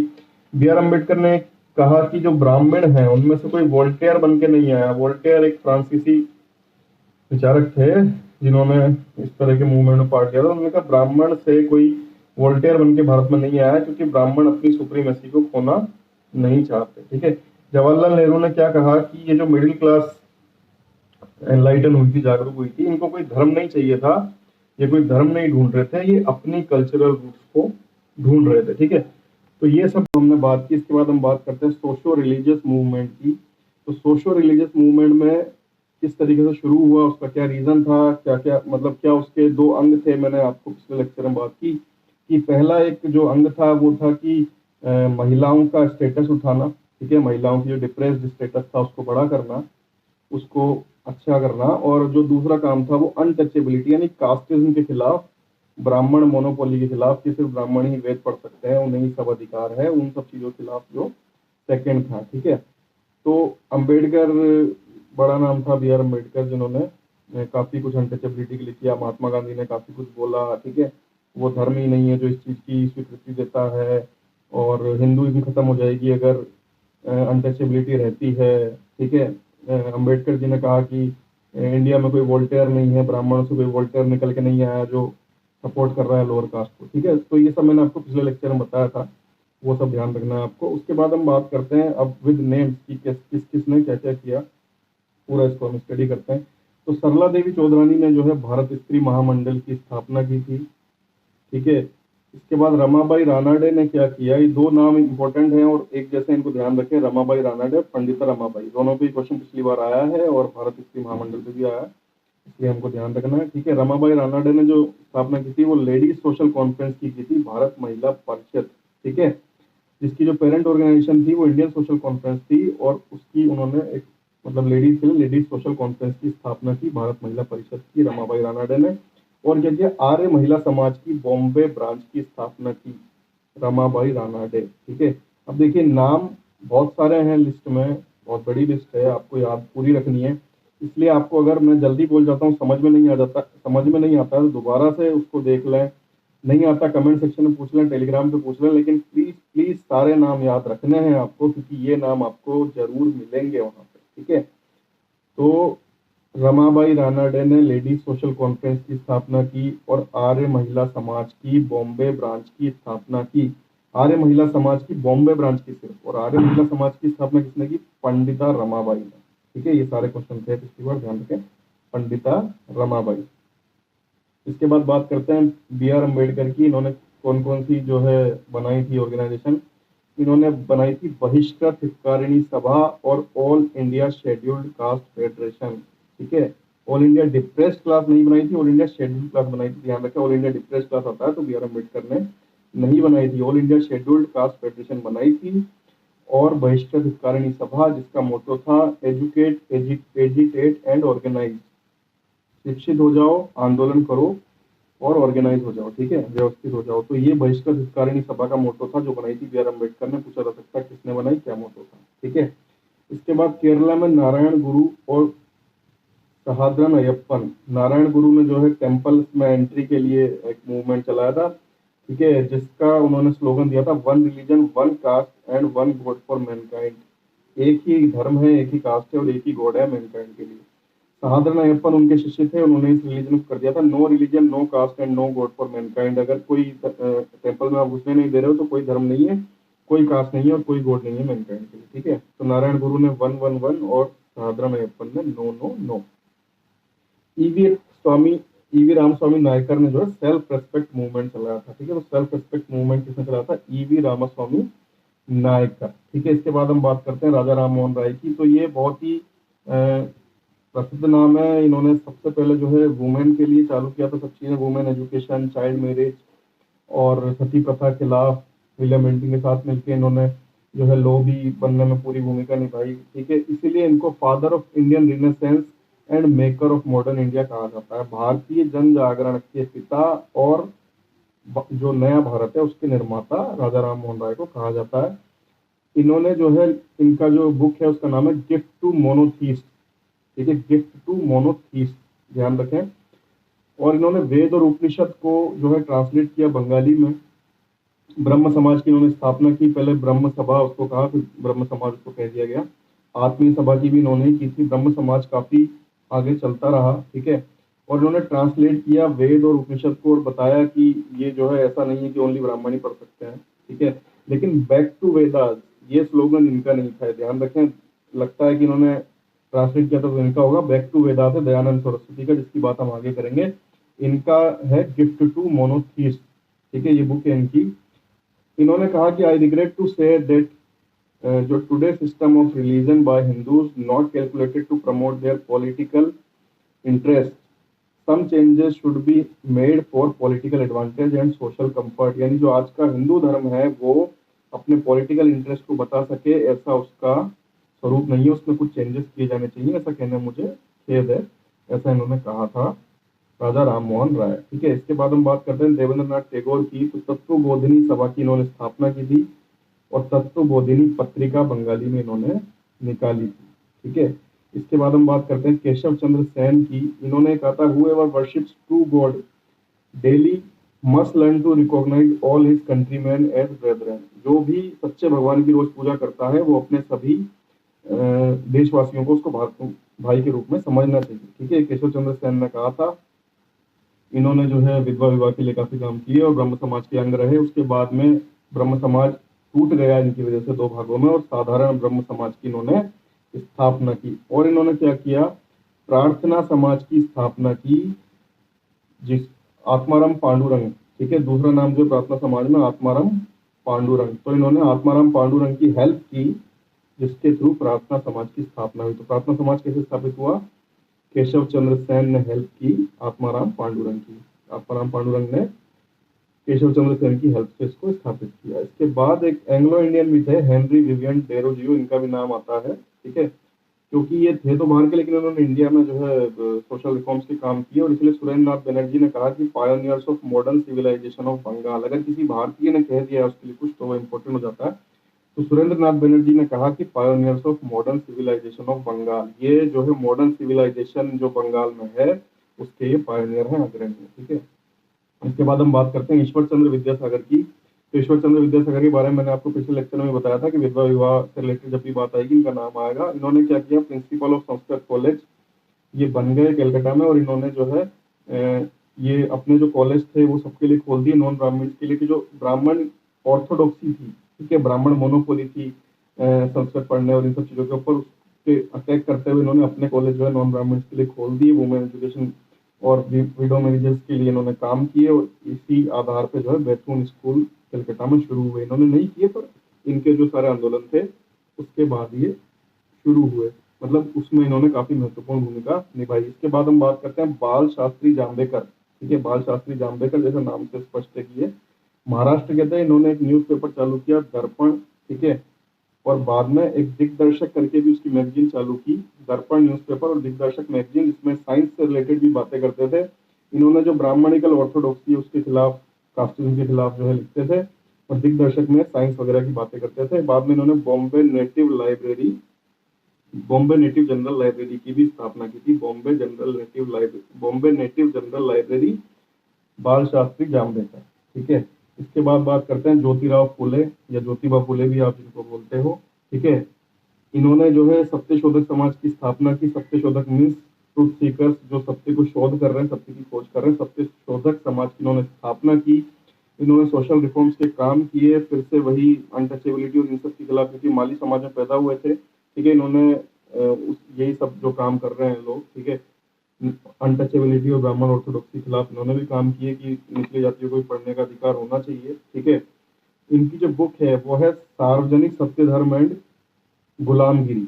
ठीक है, सार्वजनिक सत्य धर्म एंड गुलामगिरी इनकी बुक है, ज्योतिराव फुले की। इनको महात्मा का टाइटल दिया गया। ठीक है, अपने कार्यों के लिए, सोशल रिफॉर्म्स के कार्यों के लिए, तो एकदम से महात्मा गांधी ना लगाते हैं, इनको भी महात्मा का टाइटल दिया गया इनके सोशल रिफॉर्म्स के काम के लिए। इनकी जो वाइफ थी सावित्रीबाई, उन्होंने पुणे में गर्ल्स स्कूल खोले। ठीक है, गर्ल्स स्कूल की स्थापना की पुणे में। तो पुणे में गर्ल्स स्कूल की स्थापना किसने की, हमको तुरंत याद आता है कि ज्योतिराव फुले, लेकिन उनकी वाइफ सावित्रीबाई के थ्रू की थी। तो सावित्रीबाई कौन है, इनकी वाइफ है, और इनके थ्रू की थी, इन्होंने की थी, ये ध्यान रखें। इसके बाद हम बात करते हैं लोकहितवादी। लोकहितवादी किसको कहा जाता था, गोपाल हरि देशमुख को। ठीक है, ये भी स्पष्ट नाम से कि ये भी महाराष्ट्रियन है। ठीक है, गोपाल हरि देशमुख लोकहितवादी, ये जज थे एक मतलब जो कोर्ट थी उसके, लेकिन ये अपने एक लोकहितवादी पेन नेम, मीन्स अलग नाम से लिखते हैं ना लोग, तो ये लोकहितवादी के नाम से एक प्रभाकर करके जो वीकली आता था उसमें लिखते थे, इसलिए इन्हें लोकहितवादी कहा गया। और इन्होंने एक हितेच्छु करके जो है एक न्यूज़पेपर शुरू भी किया, वीकली शुरू किया, और जो बाकी वीकलीज को शुरू करने में भी इन्होंने मुख्य भूमिका निभाई थी, वो थे ज्ञान प्रकाश, इंदु प्रकाश और लोकहितवादी। ठीक है, ज्ञान प्रकाश, इंदु प्रकाश, लोकहितवादी की स्थापना नहीं की, स्थापना की हितेच्छु की, इनमें लीडिंग रोल निभाया। ठीक है, और इन्होंने कहा था कि if religion doesn't sanction social reform then change religion. ठीक है, तो बातें आपको एक जैसी मिलेगी, लेकिन स्लोगन के रूप में वो अलग अलग नाम हो जाएंगे। ठीक है, इन्होंने कहा कि अगर धर्म इजाजत नहीं देता है बदलाव की, तो धर्म ही बदल दो। ठीक है, इसके बाद गोपाल गणेश अगरकर। ठीक है, ये प्रिंसिपल ऑफ फर्गूसन कॉलेज बने। ये फर्स्ट एडिटर थे केसरी के। केसरी जो है वो बाल गंगाधर तिलक का न्यूज़पेपर था। ठीक है, तो उसके फर्स्ट एडिटर थे। बाद में इन्होंने अपना भी पीरियडिकल चालू किया जिसका नाम था सुधारक। ठीक है, ये को फाउंडर थे new English school, Deccan education society और फर्गूसन कॉलेज। ठीक है, तो फर्गूसन कॉलेज के प्रिंसिपल भी थे, को फाउंडर भी थे, केसरी के एडिटर भी थे, और सुधारक इन्होंने शुरू भी किया था। इसके बाद हम बात करते हैं गोपाल कृष्ण गोखले की, जिसको सब जानते हैं, जिनको कि वो गुरु थे, पॉलिटिकल गुरु महात्मा गांधी के। और महात्मा गांधी की बुक है गोखले माई पॉलिटिकल गुरु और माई एक्सपेरिमेंट विद ट्रुथ। ये दो बुक जो है महात्मा गांधी की, ध्यान रखें, गोखले माई पॉलिटिकल गुरु पता लग रहा है उन्हीं की होगी, और माई एक्सपेरिमेंट्स विद ट्रुथ ये भी महात्मा गांधी की बुक है। इन्होंने क्या क्या किया, इन्होंने सर्वेंट्स ऑफ इंडिया सोसाइटी की स्थापना की थी। ठीक है, with help of MG Ranade. तो एमजी रानाडे की हेल्प से इन्होंने सर्वेंट्स ऑफ इंडिया सोसाइटी की स्थापना की थी, और इन्होंने न्यूज़पेपर कौन सा चालू किया, हितावता। ठीक है, पीरियडिकल चालू किया, उसका नाम था हितावता। इसके बाद है एनएम जोशी, नारायण मल्हार जोशी। इनका नाम पहले भी आया एनएम जोशी का। ठीक है, इंडस्ट्रियल रिलेशन में, क्योंकि इन्होंने एआईटीयूसी की स्थापना की थी, all India trade union Congress की इन्होंने स्थापना की थी, यानी इंडस्ट्रियल रिलेशन के हिसाब से भी इनका नाम जो इम्पोर्टेंट है। उसके पहले जो 1934 में मैटरनल बेनिफिट की बात करने वाले सबसे पहले भी यही थे। ठीक है, और सोशल सर्विस लीग इन्होंने बनाई थी, और AITUC all India trade union congress, इन दो की इन्होंने स्थापना की थी, नारायण मल्हार जोशी। ठीक है, इसके बाद हम बात करते हैं परमहंस रामकृष्ण परमहंस। तो रामकृष्ण परमहंस के बारे में जैसा सब जानते हैं कि वो स्वामी विवेकानंद के गुरु थे। ठीक है, और उन्होंने अपनी वाइफ को भी माँ कह दिया था, ठीक है। तो फिर उनके जो सारे डिसिपल्स थे वो भी उनको माँ कहते आए, शारदा उनका नाम था, माँ शारदा उनको कहा जाता है। और परमहंस रामकृष्ण परमहंस जो थे उन्होंने कहा कि अल्लाह, भगवान, ये सब जो है वो भगवानों के अलग अलग नाम है, डिफरेंट नेम ऑफ गॉड्स हैं, और जो सर्विस ऑफ मैन है वही सर्विस ऑफ गॉड है, यानी आप आदमी की सेवा करते हो वही सबसे बड़ी भगवान की सेवा है। As many faith so many path, यानी जितने ज्यादा फेथ हैं, जितने ज्यादा बिलीफ हैं, उतने ही ज्यादा रास्ते हैं भगवान के पास जाने के, लेकिन सब एक ही चीज के अलग अलग नाम हैं और ये सब एक ही जगह जाते हैं। As many faith so many path और service of many service of god, ठीक है। ये इनके बातें थी। इसके बाद हम बात करते हैं स्वामी विवेकानंद की। तो ये नाम तो किसी इंट्रोडक्शन का मोहताज नहीं है, इनको तो सब जानते हैं, ठीक है। इन्होंने जो अप्रोच फॉलो की उसको इन्होंने नाम दिया वेदांता, ठीक है, जो कि एक सुपीरियर अप्रोच थी धर्म की। और इन्होंने भी यही कहा कि जो देश जिसमें खाने के लिए दाने नहीं है, खाने को लोग तड़पते हैं और मतलब अकाल हो रहा है, ये सब हो रहा है, वहां पे आप रिलीजन की बात कैसे कर सकते हो? Is this a religion or dance of death? ये इन्होंने कहा, is this a religion or dance of death. और क्या कहा इन्होंने? No other religion creates dignity of humanity. जो भी कोई रिलीजन है वो डिग्निटी ऑफ ह्यूमैनिटी, मानवता से बड़ा नहीं हो सकता, ये इन्होंने कहा था। और फॉरगेट नॉट लोअर कास्ट और पुअर, कभी भी जो है आपके जो लोअर कास्ट वाले हैं, पुअर है, उनको भूले नहीं, वो भाई की तरह समझे उनको, वो भी आपके भाई हैं सोसाइटी में। तो ये सब इन्होंने कहा था। ये क्यों फेमस हुए? क्योंकि शिकागो में 1893 में जो इनका संभाषण था वो आज तक सुना जाता है, और इन्होंने भारतीय संस्कृति को जो है विदेशों में बहुत फेमस किया, इसलिए ये बहुत ज्यादा फेमस हुए थे, ठीक है। और इन्होंने कहा कि for our own motherland junction of Hinduism and Islam is great hope. हमारी मदरलैंड के लिए अगर जंक्शन होता है हिंदुइज्म और इस्लाम का, ये दोनों बहुत अच्छे तरीके से रहते हैं, तो ये ग्रेट होप होगा, बहुत अच्छा होगा। रामकृष्ण मिशन की इन्होंने स्थापना की, बाद में रामकृष्ण मठ बना, ठीक है। रामकृष्ण मिशन की इन्होंने स्थापना की, इसीलिए इतने सब काम इन्होंने किए। भारत की जो कल्चर है उसको सारी दुनिया में इन्होंने श्रेष्ठ बताया, और इतनी उसकी मतलब चढ़ाया इन्होंने उसको। हमारी संस्कृति को आज सब लोग मानते हैं, उसमें बहुत इनका हाथ है, इसीलिए इनको spiritual father of modern nationalised movement, जो मॉडर्न नेशनलाइज्ड मूवमेंट था उसका स्पिरिचुअल फादर कहा जाता है। ये किसने कहा? सुभाष चंद्र बोस ने। तो ये दोनों चीजें इंपॉर्टेंट हो जाती हैं, किसने कहा, किसको कहा और क्या कहा। Spiritual father of modern nationalised movement, modern nationalised movement के स्पिरिचुअल फादर किसको कहा? स्वामी विवेकानंद को। किसने कहा? सुभाष चंद्र बोस ने, ठीक है। इसके बाद हम बात करते हैं दयानंद सरस्वती की। तो जैसे मैंने पहले ही बोला था, बैक टू वेदास इनका स्लोगन है। इन्होंने वेद को जो है ट्रांसलेट किया और सबको पढ़ने के लिए खोला कि सब लोग जो है पढ़ सकते हैं। इन्होंने कहा जो वेदों का चतुर्वर्ण सिस्टम है, ब्राह्मण क्षत्रिय वैश्य शूद्र, उसको आप पालन करो, लेकिन बर्थ से मत करो, ठीक है। जो किसी के काम है, ऑक्यूपेशन है, उस हिसाब से उसको पालन करो, बर्थ से कास्टिज्म को जो है हटाना चाहिए। और इनकी जो बुक है उसका नाम है सत्यार्थ प्रकाश, ठीक है। आर्य समाज की इन्होंने स्थापना की, आर्य समाज आज तक चलता है, ठीक है। और उसमें शादियां कराई जाती है, काफी सारी चीजें होती हैं। तो ये सब चीजें जो है आर्य समाज में होती हैं, और ये स्थापना की थी दयानंद सरस्वती ने। इनकी बुक का नाम जो इन्होंने लिखी वो है सत्यार्थ प्रकाश, यानी सत्य के लिए प्रकाश। इसके बाद में जो है एंग्लो वैदिक कॉलेजेस भी खोले गए आर्य समाज के द्वारा। और एक जो इनका मतलब काफी चर्चित हुआ मूवमेंट वो था शुद्धि। जो भी हिंदू लोग चले गए थे इस्लाम में, क्रिश्चियन में, उनका वापस से धर्मांतरण हिंदू में करने के लिए उन्होंने एक मूवमेंट चलाया था, शुद्धि, ठीक है, जिसका विरोध भी हुआ था। इसके बाद हम बात करते हैं बहराम जी एम मालाबारी। इन्होंने सेवा सदन बनाया था, ठीक है। सेवा सदन नाम की संस्था बनाई थी, जो क्या करती थी? चाइल्ड मैरिज और विडो रीमैरिज के लिए काम करती थी। मतलब चाइल्ड मैरिज को हटाना और विडो रीमैरिज को सपोर्ट करती थी। और जो इंडियन क्रॉनिकल या मतलब अखबार जिसे कहें, जिसे इन्होंने एक्वायर किया और फिर एडिट किया, उसका नाम था इंडियन स्पेक्टेटर, ठीक है। Indian spectator acquired and edited by Behramji M Malabari. इसके बाद हम बात करते हैं श्री नारायण अग्निहोत्री की, जिन्होंने स्थापना की देव समाज की, ठीक है। और बाद में इनकी जो सेइंग्स थी उनको मिला के एक जो किताब लिखेगी उसका नाम है देव शास्त्र, ठीक है। तो देव शास्त्र इनकी सेइंग से लिखा गया। क्या नाम है इनका? श्री नारायण अग्निहोत्री। इन्होंने स्थापना की देव समाज की। इसके बाद जब ये धर्म जो है बचाने बहुत सारे लोग आ रहे थे, मीन्स हिंदू धर्म में ये बुराई है, ऐसा है, वैसा है, तो कुछ ऐसे भी संगठन बने होंगे जो अपनी कल्चरल को, अपनी पुरानी जो चीजें हैं उनको बचाने के लिए आए होंगे। तो वो बने थे, उनमें पहला था धर्म सभा।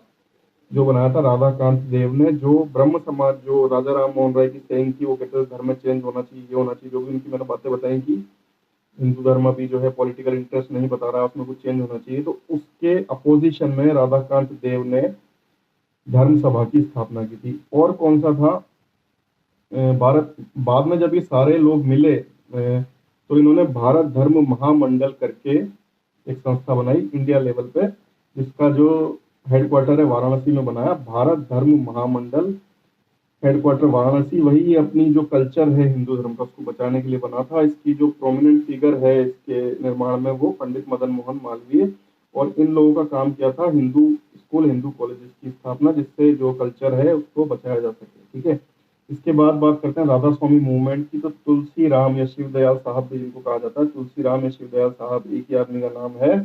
राधा स्वामी मूवमेंट की इन्होंने स्थापना की थी। इसके बाद जस्टिस मूवमेंट, जस्टिस मूवमेंट की स्थापना जो है ये साउथ का मूवमेंट है। एल.एन. मुदइलर, टी.एम. नायर और पी. त्यागराज ने इसकी शुरुआत की थी। और इसका काम क्या था, to secure jobs for non Brahmins और लोअर कास्ट, लोअर कास्ट और नॉन ब्राह्मण्स के लिए जॉब्स सिक्योर करना इसका काम था। इसके बाद बात करते हैं टेम्पल एंट्री मूवमेंट की। एक तो मैंने आपको पहले बताया साउथ का जो है केरला में नारायण गुरु ने जो चलाया था, ठीक है, और ईवी रामस्वामी नायकर ने सेल्फ रेस्पेक्ट मूवमेंट। और क्या है साउथ का जो है टेम्पल एंट्री मूवमेंट है, वो टी.के. माधवन ने शुरुआत की थी।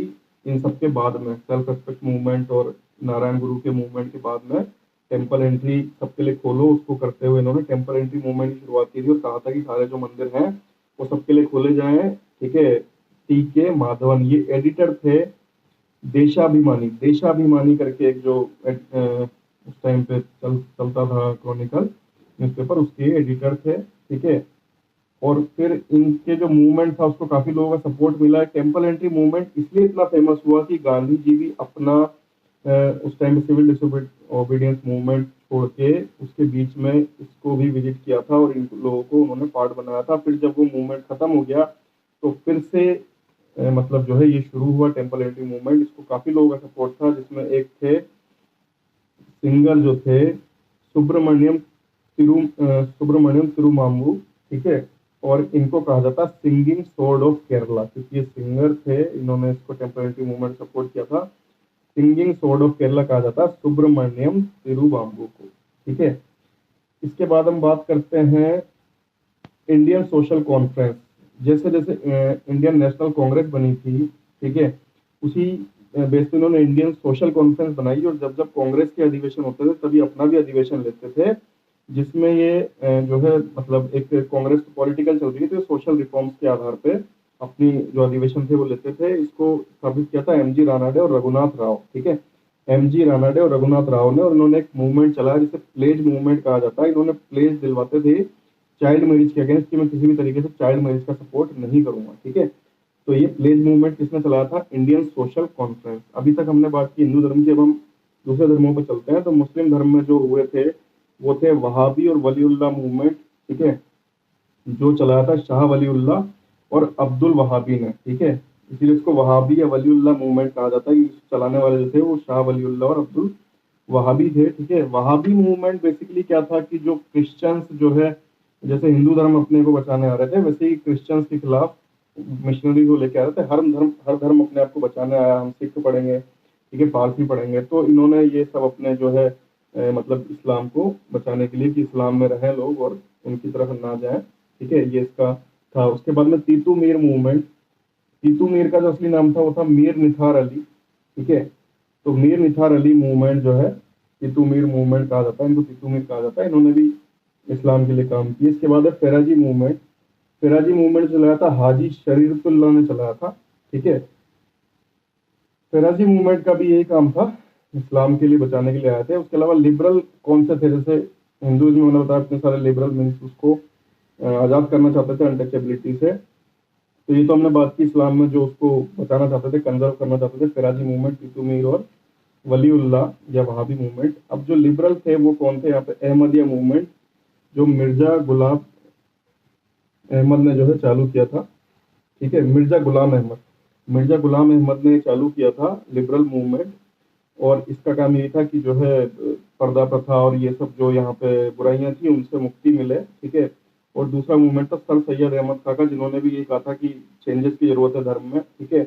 अलीगढ़ मूवमेंट जिसको कहा जाता है, led by sir Syed Ahmad Khan. ये पहले बात करते थे हिंदू मुस्लिम एकता की, लेकिन बाद में ये भी जो है मुस्लिम लीग के बाद में ये लोग मतलब सर सैयद अहमद खान भी भड़काने वाले फॉर्म में आ गए थे।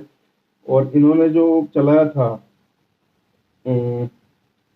क्रॉनिकल या फिर जो न्यूज़पेपर इन्होंने चलाया था उसका नाम था तहरीक उल अखलाक, ठीक है, जिसमें मीन्स ये मॉडल्स वगैरह बताते थे कि कैसे कैसे धर्म को चलाना चाहिए, तहरीक उल अखलाक।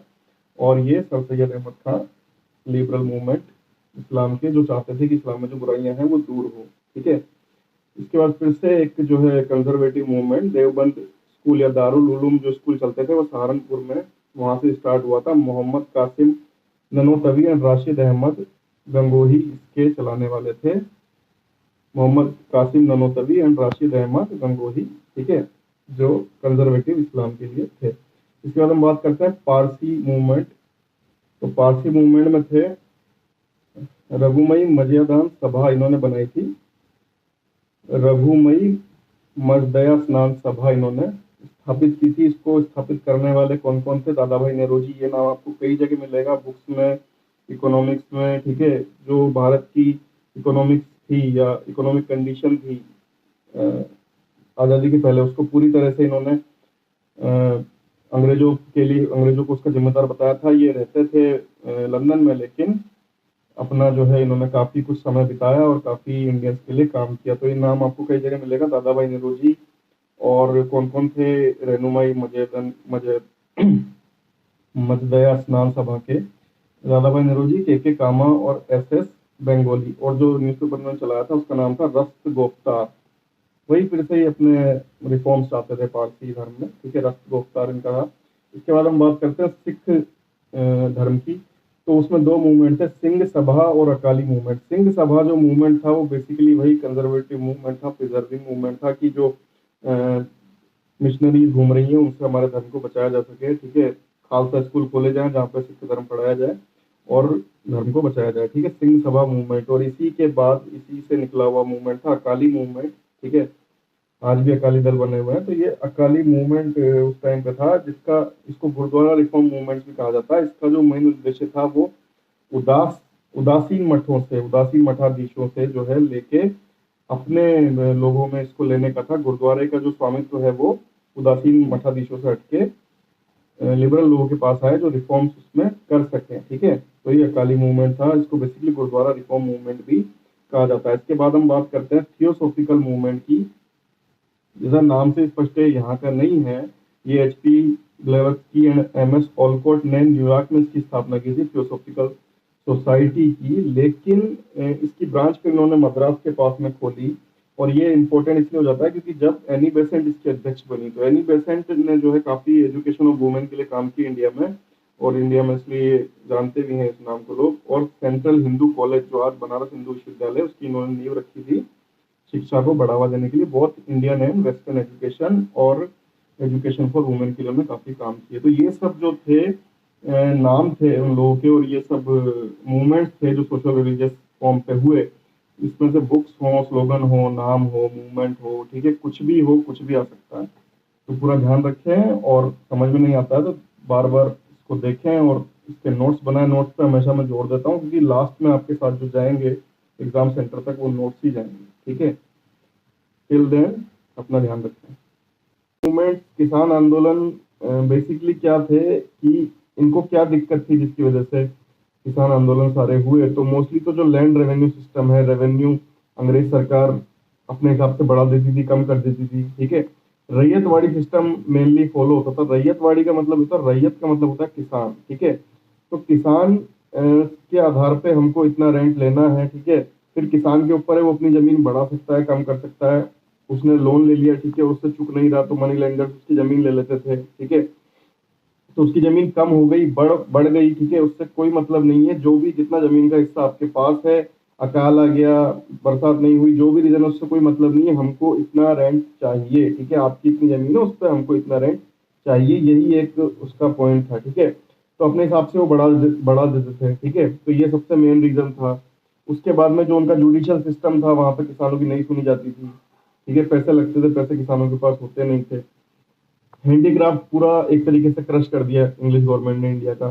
तो वो भी जो लोग खाली हो गए वो भी कहाँ आएंगे जमीनों पे किसानी करने, तो वो ओवरबर्डन हो गई। ठीक है, उसके बाद में जो बीच के जमींदार होते थे जिनसे वो लोन लेने जाते थे, ठीक है, वो कैसे ना कैसे करके इस तरीके से रेट लगाते थे इंटरेस्ट की कि वो जमीन किसान को बेचारे को बाद में छोड़नी पड़ती थी, और उसका ओनली जरिया जो था वो जमीन ही थी, उसी से वो कमा सकता था। तो वो बेबस होता था किसी भी तरीके से कुछ करने के लिए। ठीक है, और जुडिशियल सिस्टम में जाओगे तो वहां भी उन्हीं की सुनी जाती थी।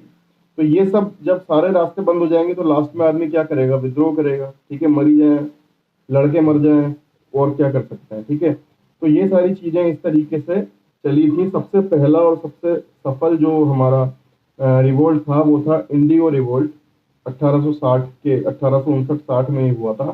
ठीक है, नील क्रांति भी इसको बोला जाता है। तो बेसिकली नील की फसल के लिए सारे जो यूरोपियन जमींदार थे वो फोर्स करते थे कि आपको इंडिगो ही उगाना पड़ेगा, नील ही उगाना पड़ेगा। भले किसान जो चाहते थे वो राइस या और जो मोर पेइंग क्रॉप्स है, ज्यादा जिनसे पैसा मिलेगा वो उगाना चाहते थे, लेकिन वो फोर्सफुली कहते थे कि आपको नील ही उगाना पड़ेगा। उसके लिए कुछ एडवांस दे देते थे छोटा सा। ठीक है, उसमें उसके बाद जो उनको पैसे मिलने थे नील के मार्केट रेट से बहुत कम देते थे, उसमें भी चोरी करते थे, वो भी नहीं देते थे। फ्रॉड अरेंजमेंट एग्रीमेंट किए जाते थे। ठीक है, फ्रॉड एग्रीमेंट जिससे मतलब बाद में उनकी जमीन पे डपली जाए, या फिर जो पैसा उन्होंने एडवांस में दिया उसको लेते नहीं थे। ठीक है, ताकि वो फोर्स कर सके हर बार कि आपको नील ही उगाना है, इस तरीके से। और जब वो मना करते, ठीक है, तो क्योंकि पैसा तो दे ही नहीं रहे, बहुत कम दे रहे मार्केट रेट से, उसमें भी चोरी कर रहे हैं। ठीक है, और फोर्सफुली आपको नील ही उगाना पड़ेगा, तो जमीन ही एक सोर्स है किसान के पास, वो और कुछ नहीं कर सकता है। ठीक है, तो वो मना जब करते थे तो उनकी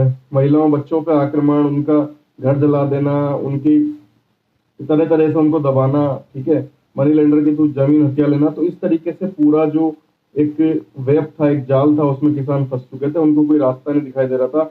एट लास्ट वो जाके जब अगर लीगलाइज सिस्टम में जाते थे, जुडिशियल सिस्टम में, तो वो लोग भी कौन थे, जमींदारों के लोग थे। ठीक है, अमीरों के लोग थे, उन्हीं की सुनते थे, और इतनी फीस भी नहीं दे सकते थे किसान। तो जे रक्षक थे भक्षक, ये डायलॉग अगर आपसे पूछा जाए कि ये जे रक्षक थे भक्षक किसके लिए कहा गया, तो इंडिगो रिवोल्ट के लिए, इंडिगो के टाइम की बात है। जे रक्षक थे भक्षक, यानी जो रक्षक है वही भक्षक है, जिसको हम रेवेन्यू दे रहे हैं वही हमारा भक्षक है, वही हमें खाने को तैयार बैठा है। ठीक है, तो इस तरीके से चीज थी। इस इशू को हरीश चंद्र मुखर्जी जो हिंदू पेट्रियट के एडिटर थे, उन्होंने अपने न्यूज में उठाया काफी कि इस तरीके से ये लोग कर रहे हैं और किसान बहुत परेशान है, किसानों की परेशानी को उठाया। ठीक है, दीन बंधु मित्र ने एक नील दर्पण नाम से नाटक बनाया, जिसका जगह जगह विमोचन हुआ, उस हिसाब से पता लगा लोगों को क्या क्या दिक्कत आ रही है। ठीक है, और एक वेब में फंस चुके थे किसान, उनको कोई रास्ता नहीं दिखता था। ठीक है, तब एक डीएम थे, उन्होंने एक आदेश जारी किया कि किसानों को जो है आप बाध्य नहीं कर सकते, और जो भी इसमें दिक्कत आएगी उसको लीगलाइज तरीके से सोल्व किया जाएगा। तब किसानों को कुछ लगा कि कुछ हमारे फेवर में हो रहा है। तब दिगंबर विश्वास और विष्णु विश्वास करके दो लोगों ने मतलब एक ग्रुप बनाया, और जो लठियाल यानी एक तरीके से लाठी वालों को कहते हैं, लठियाल जमींदारों के होते थे कि अगर कोई नहीं उनकी बात सुनेगा तो लठियालों को बेच के और अपना काम करवाएंगे। तो उनके लठियाल के विरोध में इन्होंने अपने भी फोर्स बनाए कि लठियाल से विरोध के लिए कैसे दबना है। ठीक है, मतलब कैसे उनका सामना करना है। अगर वो एविक्शन की धमकी देते हैं कि बेदखल कर देंगे आपको आपकी जमीन से, तो हमें फोर्सफुली उसी जमीन पे डटा रहना है। ठीक है, और रेंट हम नहीं पे करेंगे, रेंट स्ट्राइक कर देंगे। ठीक है, तो नदिया डिस्ट्रिक्ट की ये बात है। ठीक है, दिगंबर विश्वास और विष्णु विश्वास ने अपने फोर्सेस बनाए कि हम जो है उनके लठियाल का विरोध करेंगे, एविक्शन को फोर्सफुली हम जो है मना करेंगे, और रेंट स्ट्राइक करेंगे, हम रेंट नहीं देंगे। और धीरे धीरे करके सोशल बॉयकॉट की तरफ चला गया, और उन लोगों ने फंड्स भी इकट्ठा किए कि मतलब उनको समझ में आ गया कि लीगल मशीनरी से ही हम लड़ सकते हैं। तो वायलेंस इतना ज्यादा नहीं था, उन्होंने फंड इकट्ठे करके और लीगल मशीनरी को भी जो कोर्ट्स थे उनमें जाके उन्होंने पिटीशन वगैरह और ये सब केस लड़ना चालू किया। तो सरकार को लगा कि वास्तव में कोई दिक्कत है, और फिर वायलेंस भी बढ़ता गया, जहाँ पे इनकी जो कोर्ट्स थे या जमींदार थे उनका सार्वजनिक पिक्टिंग और ये सब चीजें होने लगी। तो सरकार ने भी एक उसको नियुक्त किया इंडिगो कमीशन, नील आयोग 1860 में बनाया गया, ठीक है। दिक्कत है कि उसमें कहा गया कि दिक्कत है नील जो किसान है उनके साथ में, और उनको आप फोर्स नहीं कर सकते, और वो जो कुछ भी ऐसा मैटर होता है उसका लीगल तरीके से निपटारा होगा, और मतलब उनको आप फोर्स नहीं करोगे, ये फाइनल बात थी। तो इसके बाद में जो है नवंबर 1860 में डिसीजन आया, लेकिन तब तक सारे जो फैक्ट्रीज थे और जो सारे इस तरह के जमींदार थे वो खुद ही वाइप आउट होने लग गए थे बंगाल से। उन्हें समझ में आ गया था कि अब हम इनको नहीं दबा सकते हैं, तो एक तरीके से सरकार ने भी साथ दिया और वो लोग खुद ही जाने लगे। तो ये सफल एक मूवमेंट रहा कि जो काम करना चाहते थे वो ये लोग कर पाए, ठीक है। इसके बाद हम बात करते हैं पबना एग्रेरियन लीग या पबना आंदोलन, इसको आप कह सकते हो, क्योंकि ये पबना डिस्ट्रिक्ट से चालू हुआ था इसलिए इसका नाम पबना है, ठीक है। यूसुफ शाही परगना पबना में, ठीक है। तो इस टाइम पे क्या था कि जो इस तरह की नील क्रांति जो एक तरीके से सफल रही थी, या नील रिवोल्ट सही रहा था, तो उसके आधार पे इन्होंने भी कोशिश की कि हम जो है मना करें, ठीक है। और एक एक्ट भी पास हुआ था उस टाइम पे, एक्ट 10 ऑफ 1859। तो उस तरीके से किसानों ने आंदोलन चालू किया, ठीक है। कि पबना आंदोलन जो था वो बेसिकली जमींदारों की जो मतलब मांगे बढ़ती जा रही थी, वो अपने हिसाब से इलीगल और कुछ भी मांग कर रहे थे इंटरेस्ट की, उसके खिलाफ था, ठीक है। तो इन लोगों ने नील का जो हमारा हुआ था उसके हिसाब से ही उसी तरीके से वायलेंस को कम रखते हुए और फंड्स इकट्ठे किए, ठीक है, और लीगल उनको चुनौती दी, और उनको समझ में आया कि इस तरीके से हम लड़ सकते हैं।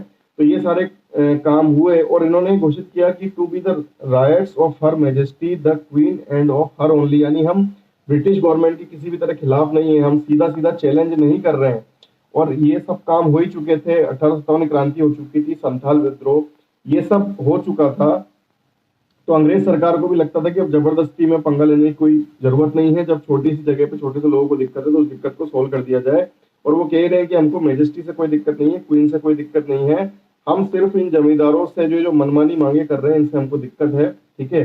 तो उसका भी जो है सही रिजल्ट निकला, बहुत ही कम इसमें वायलेंस था, और एक फिर एक्ट पास कर दिया गया, बंगाल टेनेंसी एक्ट 1885, जिसके तहत आप टेनेंट को ऐसे बेदखल नहीं कर सकते, मनमानी उससे मांगे नहीं कर सकते। तो एक तरीके से यहाँ भी जीत हुई, और हर जगह जो हमको सपोर्ट मिल रहा था वो पैट्रियट्स थे, जैसे इंडियन एसोसिएशन के सुरेंद्रनाथ बनर्जी की अध्यक्षता में, सुरेंद्रनाथ बनर्जी के इंडियन एसोसिएशन की तरफ से हो, आरसी दत्त, बंकिम चंद्र चटर्जी, इन सबका जो है वहां पे सपोर्ट था। इसी वजह से ये लोग इतनी हिम्मत कर पा रहे थे कि हम जो है लीगल तरीके से फंड्स रेज करके जो है टक्कर देंगे, और इंडिगो सफल रहा था, तो उस तरीके से फिर प्रयास होना आगे चालू हुए। इसके बाद हम बात करते हैं डेक्कन राइट्स की। तो डेक्कन में भी वही रैयतवाड़ी सिस्टम के खिलाफ ये था, और जो मोस्टली जमींदार थे वो बाहर के थे, मारवाड़ी और गुजराती थे, ठीक है। और उन्होंने एकदम लैंड रेवेन्यू जो है 50% बढ़ा दिया 1867 में। तो ये जो है सिंपल सी बात है, कहाँ से पे करेंगे राइट्स यानी किसान। तो उन्होंने क्या किया कि हम इसका जो है सोशल बॉयकॉट करेंगे, और हम जमींदार वैसे ही बाहर के थे, ठीक है, और इनके यहाँ कोई वही सर्वेंट नहीं जाएगा, इनके यहाँ कोई काम नहीं होगा, ठीक है, कोई भी पीजेंट इनकी जमीन पे कल्टीवेट नहीं करेगा, और कोई भी बुल्लौतेदार जिसको बोलते हैं, चाहे वो नाई हो चाहे धोबी हो, ठीक है, इस तरह के लोग जो मतलब एक तरीके से सर्विस करते हैं, बुल्लौतेदार, वो कोई काम नहीं करेंगे। अगर ये लोग नाराज होके तालुक में भी जाने लगेंगे, डिस्ट्रिक्ट कोर्ट में भी जाने लगेंगे, तो कोई गाड़ी से इनको लेके नहीं जाएगा। तो इस तरीके से इन्होंने सोशल बॉयकॉट किया, और ये आंदोलन धीरे धीरे पूना, अहमदनगर, शोलापुर, सतारा सब जगह फैलता चला गया, ठीक है।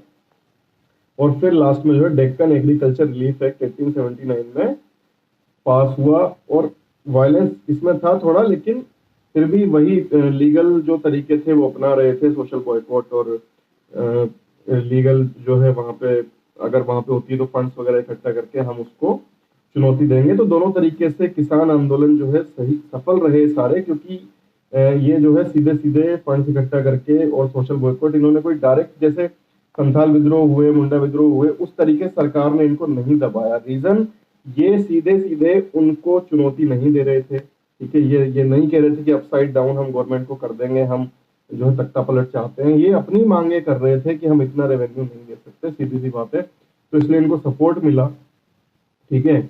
और डेप्ट बॉन्ड्स, डीड्स वगैरह जला देते थे जो है जमींदारों के सामने। तो उससे ये था कि भाई ये जो बेसिकली क्या चाहते हैं, ये रेंट नहीं देना चाहते, इतना ये नहीं दे पा रहे हैं, ठीक है। उनकी दुश्मनी जो है जमींदारों तक थी, वो कोई मतलब ब्रिटिश पावर पे कोई क्लेम नहीं कर रहे थे, ठीक है। इसलिए जो है लास्ट में फिर पास हो गया डेक्कन एग्रीकल्चर रिलीफ एक्ट 1879 में, जिससे इनको रिलीफ मिला, ये आंदोलन मतलब समाप्त हो गया। और जैसा कि हर जगह इनको सोशल सपोर्ट मिला है, तो इसमें भी पूना सार्वजनिक सभा जो जस्टिस रानाडे ने बनाई थी, उन्होंने इनको सपोर्ट किया, उन्होंने इनकी मांगे उठाई, रैलियां करी कि इनको आप सपोर्ट करो, ठीक है। तो 1857 के आसपास के रिवॉल्ट्स थे। तो इनमें अगर हम देखते हैं तो बेसिक जो मुद्दा था वो क्या था कि कॉलोनियलिज्म का विरोध नहीं कर रहे थे, ब्रिटिश पावर का विरोध नहीं कर रहे थे, ये अपनी छोटी बात कर रहे थे। उसमें कह रहे थे कि हम आपको तख्ता पलट नहीं चाहते हैं, हम रेवेन्यू सिस्टम में बदलाव चाहते हैं, ठीक है, हम इतना नहीं दे पा रहे हैं, या फिर ये मतलब जो है नील को हम नहीं उगाना चाहते। तो इस तरह की चीजें थी, इस वजह से ये जो है बेनिफिट में रहे, और इसलिए जो है, और उस टाइम पे सारे विद्रोह चल ही रहे थे, ठीक है, जिनकी हम ट्राइबल मूवमेंट्स में बात करेंगे। 1857 रिवॉल्ट की हमने बात ही की है। तो उससे अंग्रेजों को ये समझ में आ गया था कि हम जो है जबरदस्ती में हर जगह ऐसे पंगे लेने लग जाएंगे तो हम अपना नहीं कर पाएंगे, तो हमें थोड़ा थोड़ा इनका साथ भी देना पड़ेगा। इस वजह से इनको तो बेनिफिट हुआ, लेकिन ये नेगेटिव इनका पॉइंट था कि नेशनलिज्म भरी हुई नहीं थी, ये राष्ट्रीयता के तरीके से नहीं चल रहे थे, ये अपने छोटे छोटे काम करवाना चाहते थे, ठीक है। कॉलोनिज्म की जो अंडरस्टैंडिंग में नहीं थी कि हमको सेल्फ रूल चाहिए, और अगर हम अभी लड़ रहे हैं कि हमारे रेवेन्यू कम करवाओ, अगर हमारे ही लोग आ जाएंगे, ठीक है, हमारे ही लोग आ जाएंगे, तो फिर हमको जरूरत ही नहीं रहेगी ये सब करने की, ये समझ उनमें नहीं थी, ठीक है। इसके बाद के जो मूवमेंट्स हुए, तब लगा कि हाँ हम जो है धीरे धीरे करके सेल्फ गवर्नमेंट की तरफ बढ़ रहे हैं, सेल्फ गवर्नमेंट हमें मिलनी चाहिए, ठीक है। तब जो आंदोलन हुए वो अलग थे। जैसे हम बात करते हैं सबसे पहले किसान सभा आंदोलन की, तो अवध के जो तालुकदार थे वो, उनको काफी सारी मिल गई थी जमीनें वापस, जो जिन्होंने साथ दिया गवर्नमेंट का उस लड़ाई में, और पीछे रहे उनके साथ विद्रोहियों के साथ लड़ने से, तो उनको फायदा मिला, उनको उनकी जमीनें वापस मिल गई। तो उन्होंने फिर से जो है बेदखली यानी एविक्शंस और इलीगल लिवाइज रिन्यूअल फीस या नजराना जिसको बोलते थे, वो सब लगाना चालू कर दिया, और अपने हिसाब से कुछ भी जो है ड्यूटीज वो लेने लगे। तो इन सब की वजह से दिक्कत हुई, और होम रूल जो लीग बन रहे थे, ठीक है, एक एनी बेसेंट ने बनाया था, एक बाल गंगाधर तिलक ने बनाया था, तो उन सब के साथ जो है किसान सभा ऑर्गेनाइज हुई यूपी में। यूपी का मतलब आज उत्तर प्रदेश है, उस टाइम यूनाइटेड प्रोविंसेस इसका नाम था, पहला नाम बदला जाने वाला जो राज्य है वो उत्तर प्रदेश था, ठीक है। तो यूनाइटेड प्रोविंसेस किसान सभा फरवरी 1918 में गौरी शंकर मिश्रा और इंद्र नारायण द्विवेदी के द्वारा स्थापित हुई, ठीक है। यूनाइटेड प्रोविंसेस किसान सभा, इंद्र नारायण द्विवेदी और गौरी शंकर मिश्रा, ठीक है। तो मदन मोहन मालवीय जी ने इसको सपोर्ट किया था, और इन्होंने काफी काम किया फिर वहां पे, क्योंकि मदन मोहन मालवीय में कांग्रेस का पार्ट आ गया, ठीक है, मॉडरेट्स का इन पे था पूरा, और मॉडरेट्स के हिसाब से चल रहे थे, लेकिन धीरे धीरे इनको लगा कि एक्सट्रीमिस्ट साइड हमको जाना पड़ेगा, और नए नए लीडर निकले। काफी काम मॉडरेट्स ने भी किया, यूपी किसान सभा की 450 से ज्यादा ब्रांचेस थी, बहुत सारे इन्होंने जगह जगह जाके जो है सब जगह इन्होंने फेमाइंस के टाइम पे मदद की, और जो भी दिक्कतें आती थी उनके साथ ही खड़े होते थे। तो इन्होंने एक अपना सोशलिस्ट नेचर बनाया कि किसान आंदोलन के साथ हम जो भी आपकी प्रॉब्लम्स हैं उनके साथ हम खड़े हुए हैं। नए नए लीडरशिप इनके जो है पैदा हुई, जैसे झिंगुड़ी सिंह, दुर्गापाल सिंह एंड बाबा रामचंद्र। बाबा रामचंद्र का नाम जो है काफी ज्यादा आएगा, एक क्वेश्चन में भी आ सकता है। बाबा रामचंद्र एक साधु थे, मतलब बहुत कम एज में घर छोड़ के चले गए थे और फिर साधु में रहने लग गए थे, लेकिन फिर उन्होंने इस पीजेंट मूवमेंट्स में साथ दिया, और काफी जो है वो एक्सट्रीमिस्ट टाइप से उन्होंने अपनी पॉलिसीज चलाई, और काफी वो बड़ा नाम बने, मीन्स काफी उन्होंने इसके लिए मदद की। उन्होंने जवाहरलाल नेहरू से मुलाकात की और कहा कि आप जो है हमारे विजिट कीजिए गाँव को। उनके कहने पे विजिट किया जवाहरलाल नेहरू ने, और उन्होंने भी इन विलेजर्स के साथ में, इस किसान सभा के विलेजर्स जो थे उनके साथ में डीप कॉन्टेक्ट, यानी एक तरीके से कांग्रेस से सीधा लिंक हो गया इनके थ्रू, ठीक है। उसके बाद में 1920 में अवध किसान सभा बनी, ठीक है, और उन्होंने कहा कि आप बेदखली लैंड जो है उसको रिफ्यूज कर दो, कोई आपको हटाता है तो आप मना कर दो। हरी एंड बेगार, ये एक प्रथा थी, अनपेड लेबर जिसको आप कह सकते हैं, बॉन्डेड लेबर, अनपेड लेबर, उसके लिए मना कर दो। ठीक है, और आपका जो बेदखली से मना कर दो, और जो लोग इसको नहीं मानते, ठीक है, यानी जो किसान आपके साथ नहीं होते, उनको आप बायकॉट कर दो, ठीक है, और जो भी आपके डिस्प्यूट्स हैं उसका पंचायत के थ्रू डिसीजन किया जाएगा। तो इस तरीके से ये एक ऑर्गेनाइज्ड अब आपको दिखाई देगा, एक मतलब पर्टिकुलर नील या फिर पबना, मतलब एक छोटी जगह और छोटे कोज लेके अब नहीं चल रहे थे, एक कांग्रेस के साथ मिलकर एक नेशनलिस्ट, एक राष्ट्रीय टाइप से आंदोलन टाइप से चले, ठीक है। और जब बाबा रामचंद्र को गिरफ्तार कर लिया गया और मास मीटिंग्स वगैरह हुई, तो सेडिशियस मीटिंग्स एक्ट उस टाइम पे लगाया गवर्नमेंट ने, और जो है मतलब इसको कर्व करने की कोशिश की, तो 10 से 20 हजार किसान आ गए और उन्हें बाबा रामचंद्र सिंह को दिखाना पड़ा ऊपर से कि देखो आपका लीडर जो है सही सलामत है। तो इस तरीके फिर वो लोग वापस गए। तो एक तरीके से गवर्नमेंट जो है पीछे हट रही थी, गवर्नमेंट सीधा विद्रोह नहीं चाहती थी, और इस तरीके से मतलब लीडर्स ग्रो हुए किसानों के लेवल पे, और इस तरीके से फिर सरकार ने अवध रेंट अमेंडमेंट एक्ट जो है पास किया, जिसके आधार पे रेंट अमेंडमेंट हुआ और इनकी चीजें मतलब जैसे चाहते थे वैसा हो पाई। उसके पहले प्रतापगढ़ में गौरी शंकर मिश्रा जो थे, उन्होंने काफी उनका नाम आता है, उन्होंने काफी काम किया, और ये आंदोलन जो है धीरे धीरे करके लूटिंग ऑफ बाजार हाउसेज, ग्रेनरीज, इनसे भी गया, clashes with police, seditious meeting act जिसके बाद बना था, और धीरे धीरे करके रायबरेली, फैजाबाद, सुल्तानपुर सब जगह फैलता गया। प्रतापगढ़ में जो गौरी शंकर मियाँ थे उन्होंने इसको लीड किया। तो ये सारी बातें आपको किसान सभा मूवमेंट से याद रखनी है। पिछले पेपर में सिर्फ इतना पूछा गया था कि कृषक संगम कहाँ से है, लेकिन क्योंकि इस बार टफ है कंपटीशन, लोगों ने भी फॉर्म ज्यादा भरा है, तो यूपीएससी और डीप जाएगी और आपको भी और डीप जाने की जरूरत है। जितना पूछा जा सकता है उस सब से हम जो है बात करेंगे। एक महाराष्ट्र में रामोजी पीजेंट फोर्स जो थी वो भी वासुदेव बलवंत फड़के ने बनाई थी, और पंजाब में कूका आंदोलन हुआ था बाबा राम सिंह के नेतृत्व में। तो ये भी कुछ ऐसे आंदोलन, तो टेररिज्म, रिवोल्यूशनरी टेररिज्म, जो मतलब आंदोलन करना है, बम फेंकना, ये सब भी ये लोग करते थे। ये सब 1857 के आसपास, मतलब जो मैंने आपसे बोला जहाँ पे एक नेशनलिस्ट अप्रोच नहीं थी, उसके बाद जब ये नेशनलिस्ट अप्रोच किसान सभा मूवमेंट आगे हम जिन मूवमेंट्स की बात करेंगे, वो नेशनलिस्ट अप्रोच लेके चल रहे थे। तो आपको सिर्फ याद रखना है कूका आंदोलन कहाँ हुआ था, किसने लीड किया था, पंजाब में और बाबा राम सिंह, महाराष्ट्र में रामोजी पीजेंट फोर्स, वासुदेव बलवंत फड़के, ठीक है। तो अगर अब हम अगले मूवमेंट की तरफ चलते हैं, एका मूवमेंट। तो एका मूवमेंट में जैसे किसान सभा की हमने बात की कि उसने किसान सभा आपसे पूछा सकता है कहाँ का है, तो यूपी का है ना, और फिर अवध किसान सभा बनी, सेडिशियस मीटिंग एक्ट, और फिर लास्ट में अवध रिलीफ एक्ट। तो ये सब चीजें जो हमने बात की किसान सभा मूवमेंट से लेके बाबा रामचंद्र सिंह का नाम है एक इम्पोर्टेंट, और क्योंकि जवाहरलाल नेहरू को लेके आए थे, फिर एक नेशनलिस्ट अप्रोच मिली थी, और फिर इस तरीके से सरकार पीछे हट रही थी और इनके लीडर्स बढ़ रहे थे। तो एका मूवमेंट की अगर हम बात करते हैं, तो एका मूवमेंट जो है वो, और जो यूनाइटेड प्रोविंसेस के डिस्ट्रिक्ट थे, हरदोई, बहराइच और सीतापुर, इनमें गया था। और यहाँ पे जो पीजेंट डिसकंटेंट था, जो असंतोष था, उसके कारण क्या थे कि 50% रेंट बढ़ा दिया था जो अकॉर्डेड रेट्स थी उससे, जो ठेकेदार थे या फिर जमींदार आप कह दो, उनका दमन का तरीका, ठीक है, चेंज ऑफ रेवेन्यू सिस्टम के बाद, प्रैक्टिस ऑफ शेयर रेंट्स, जो शेयर रेंट्स की जो प्रैक्टिस किया करते थे, जिस तरीके से लिया करते थे, ठीक है। तो ये सब चीजें थी, और इसके बाद में इसको एका यूनिटी मूवमेंट्स आप कह सकते हो।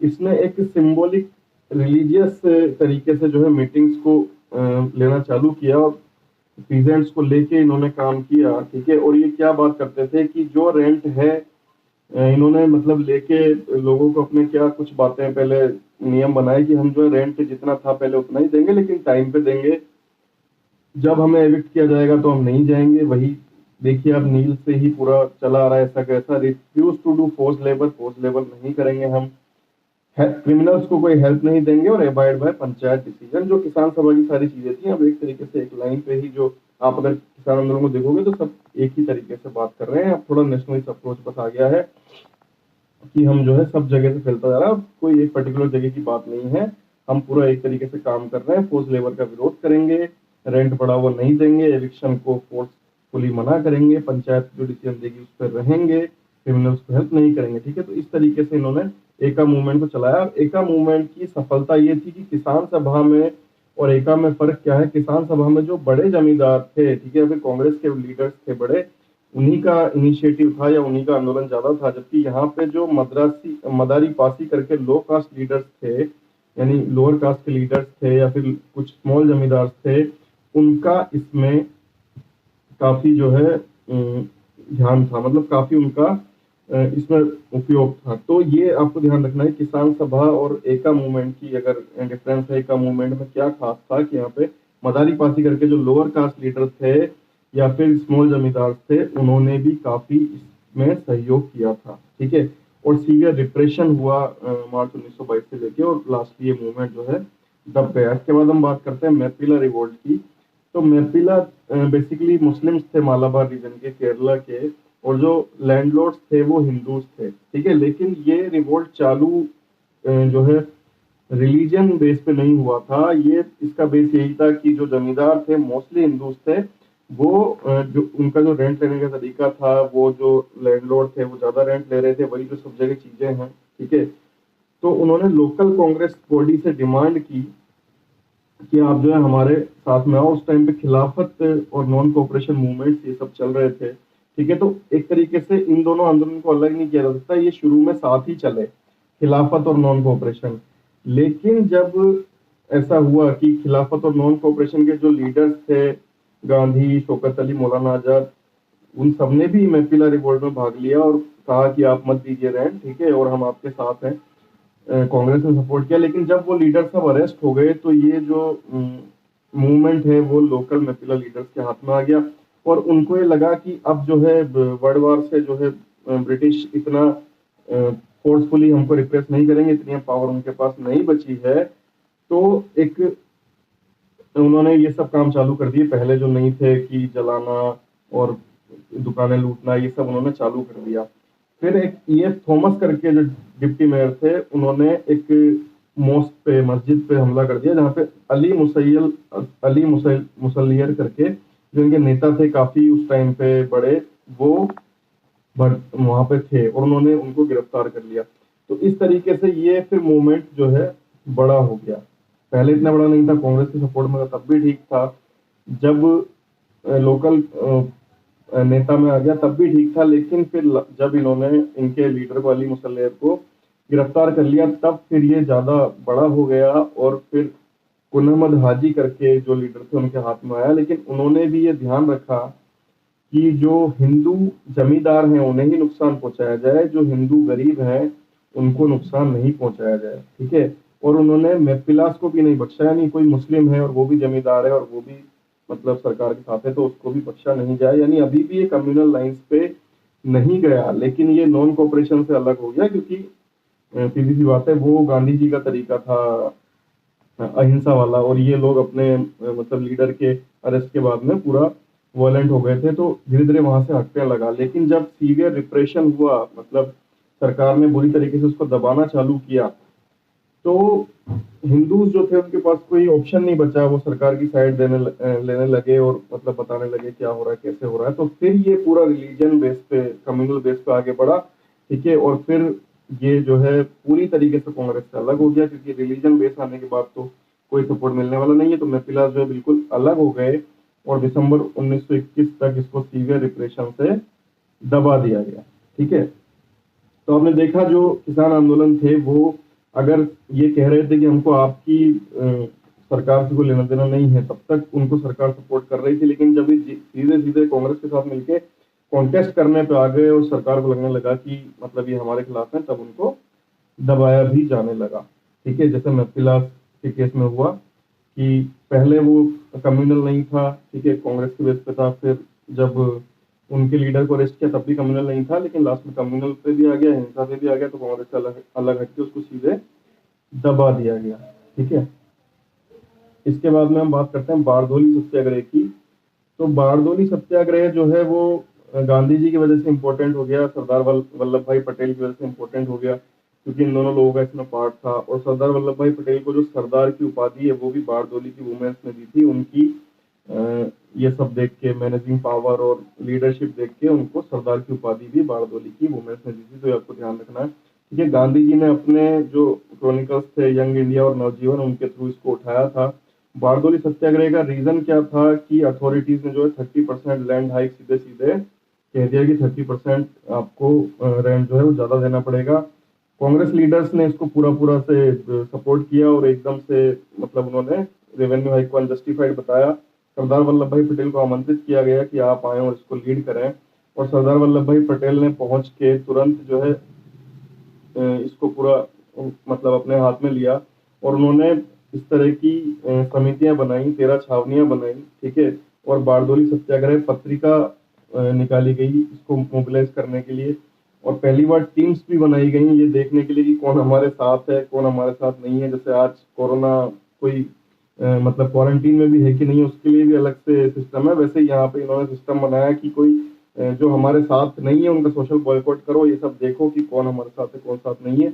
बातें वही थी, आप रेंट मत दीजिए, ठीक है, आप बेदखली मत कीजिए, और फोर्सफुली जो है कोई आपके खिलाफ करता है तो आप उसको मना कीजिए। ये सब जो है वहाँ पे इन्फ्यूज किया सरदार वल्लभ भाई पटेल ने, ठीक है। तरीके एक ही थे और सोशल बॉयकॉट को उन्होंने किया, और इसमें जो है महिलाओं का भी उन्होंने पूरा साथ मांगा। तो मिट्टू बहन पेटिट एक जो है पारसी महिला थी, मणिबहन पटेल इनकी बेटी थी सरदार वल्लभ भाई पटेल की, और शारदा मेहता, ऐसे करके बड़े ये नाम थे, इनको भी आप ध्यान रखिए क्योंकि वुमेन से भी काफी क्वेश्चन पूछे जा रहे हैं। तो बारडोली सत्याग्रह से जुड़े हुए जो महिलाओं के नाम है मिट्टू बहन पेटिट, मणिबहन पटेल और शारदा मेहता, तो ये सब लोग जो है थे। इस वजह से वुमेन्स को भी काफी उस चीज का सपोर्ट मिला, वुमेन्स भी काफी इसमें भाग लिया उन्होंने, स्टूडेंट्स ने भी भाग लिया, ठीक है। और इसके बेस पे के मुंशी और लालजी नारायण जी, इन दो लोगों ने जो एक्सट्रीमिस्ट लीडर थे बॉम्बे लेजिस्लेचर काउंसिल से त्याग पत्र भी दिया। तो ये आप ध्यान रखें कि बारडोली सत्याग्रह से क्या क्या हुआ। तो के मुंशी और लालजी नारायण जी ने इस्तीफा भी दिया था बॉम्बे लेजिस्लेटिव काउंसिल से, बाद में आके इसको गांधी जी ने भी संभाला, ठीक है। और गांधी जी ने आके मतलब अगर वल्लभ भाई पटेल जो है वो अरेस्ट हो जाते हैं तो मैं उसको लीड करूंगा, इस तरीके से उन्होंने भी पूरा इसको संभाला। और फिर ये लगने लगा इंग्लिश गवर्नमेंट को कि ये बढ़ता जा रहा है, ठीक है, और ये लोग रेलवे स्ट्राइक भी करवा देंगे, ठीक है, जिससे हमारे ट्रूप्स वहां नहीं पहुंच पाएंगे, और धीरे धीरे करके जो है ये बढ़ता जा रहा है तो और लोग भी हमको रेंट देने से मना कर देंगे। इसलिए सरकार ने तुरंत एक पास करके जो रेंट हाइक था उसको 6.03% कर दिया, यानी सरकार ने अपना अनऑफिशियल सरेंडर डिक्लेयर किया कि हम जो है कोई किसी को गिरफ्तार नहीं कर रहे, कोई रिप्रेशन नहीं चाहते। तो ये भी सबसे सफल सत्याग्रह था, ठीक है, इसीलिए इन दोनों नेताओं का फिर बाद में ग्राफ कितना बड़ा हो गया हम जानते हैं, क्योंकि ये मतलब पूरी तरीके से सफल कर पाए थे। सरकार ने तुरंत अपना जो हाइक था उसको वापस लिया और अनऑफिशियल सरेंडर कि हम जो है नहीं अब ऐसा कर रहे हैं। इसके बाद जो समितियां थी वो रुकी नहीं, ठीक है, इन्होंने अनटचेबल्स के लिए काम किया, इन्होंने कलिप राज और उजाली पराज, यानी कलिप राज मीन्स डार्क पीपल जो अंडर प्रिविलेज्ड है, और उजाली पराज मीन्स फेयर पीपल जो मतलब सही मतलब अमीर लोग हैं। तो उन दोनों में डिफरेंस करके और कलिप राज के काफी काम किए। इंडियन सोशल कॉन्फ्रेंस वगैरह से भी इनको सपोर्ट मिला, और इन्होंने कॉन्फ्रेंस वगैरह आयोजित की, उसमें गांधी जी को प्रिसाइड करने के लिए भी बुलाया। गांधी जी ने काली परच का नाम बदल के रानी परफ कर दिया, काली परच एक डेरोगेटरी नाम लग रहा है तो उसको उन्होंने बदल के रानी परफ कर दिया, ठीक है। इसमें कल्याण जी कुंवर जी मेहता एक भाई थे, उन लोगों ने काफी इस मूवमेंट को सपोर्ट किया। और उसके बाद में कुंवर जी और केशव जी गणेश जी ने, एक ही नाम है केशव जी गणेश जी और कुंवर जी मेहता, इन दोनों ने जो उनका साहित्य भी था वो कलिपरज की लैंग्वेज में कर दिया, और इस तरीके से काफी सारा उसको सपोर्ट मिला कि मतलब सिविल डिसोबीडियंस भी चल रहा था। तो मतलब आप देखिए कि एक तरीके से अभी नेशनलिस्ट लाइन पे जा रहा है, गांधी जी की चीजें चल रही हैं, आंदोलन खत्म हो गया, जीत गए, उसके बाद ये नहीं कि डिसअपियर हो गया, फिर भी वो लोग सामाजिक हित में काम करते रहे, ठीक है। उसके बाद में कांग्रेस सोशलिस्ट पार्टी जो है बनी 1934 में। फिर जो प्रोविंसेस के रिलेशन आए, मतलब कांग्रेस का चुनाव होना था 1937 में, कांग्रेस गवर्नमेंट आई, उससे पहले उन्होंने जो मैनिफेस्टो दिए उसमें भी किसान का काफी, ऑल इंडिया किसान सभा की अभी हम बात करेंगे, उसके थ्रू काफी सारे रिकमेंडेशन लेके जो है उन्होंने मैनिफेस्टो किया, और इसीलिए वो लोग जमींदारों के सामने जीते कांग्रेस कैंडिडेट, और फिर आके उन्होंने कांग्रेस मतलब किसानों के लिए काफी काम किए। तो किसान का मुद्दा हमेशा से चलता ही रहा, आज भी है, ठीक है।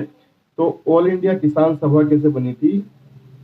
प्रोविंशियल अवध सभा के जो थे प्रेसिडेंट स्वामी सहजानंद सरस्वती, मतलब जिन्होंने बनाई थी, उन्हीं को लखनऊ में 1936 में जब ये बनी कांग्रेस सोशलिस्ट पार्टी 1934 में, और फिर 1936 में ऑल इंडिया किसान कांग्रेस, जिसका नाम बाद में ऑल इंडिया किसान सभा कर दिया गया।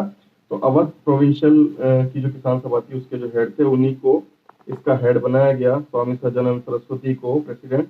एनजी रंगा उनको जनरल सेक्रेटरी बनाया गया, जो भी काफी बड़ा नाम है किसानों की अगर हम बात करेंगे, एनजी रंगा, ठीक है।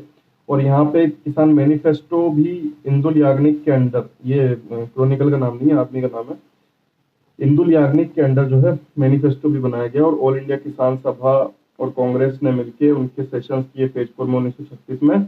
और जैसा कि मैंने आपको बोला, मैनिफेस्टो में काफी सारा जो एजेंडा था वो AIKS का था, ऑल इंडिया किसान सभा का, उसी बेस पे वो लोग जीते और फिर उन्होंने भी काम किए, ठीक है। एनजी रंगा जो थे इसके यहाँ पे जनरल सेक्रेटरी बनाए गए। इन्होंने दूसरे इसके सेशन को प्रिसाइड किया, प्रेसिडेंट बने दूसरे सेशन के, और उन्होंने कहा कि किसानों को जहां भी दिक्कत है, पैदल चल के काफी सारे ट्रूप्स उनके आह्वान पे गए और उन्होंने कहा कि जहां भी कोई किसान को दिक्कत है वहां जाइए, मदद करेंगे, और हम एक बेसिकली एक सोशलिस्ट स्टेट की तरफ अब बढ़ रहे हैं, ठीक है। अब हम किसान आंदोलन से उठ के, मतलब अब हमारा राज आने ही वाला है और अब हम जो है एक सोशलिस्ट स्टेट, एक समाजवादी स्टेट की तरफ हम बढ़ रहे हैं।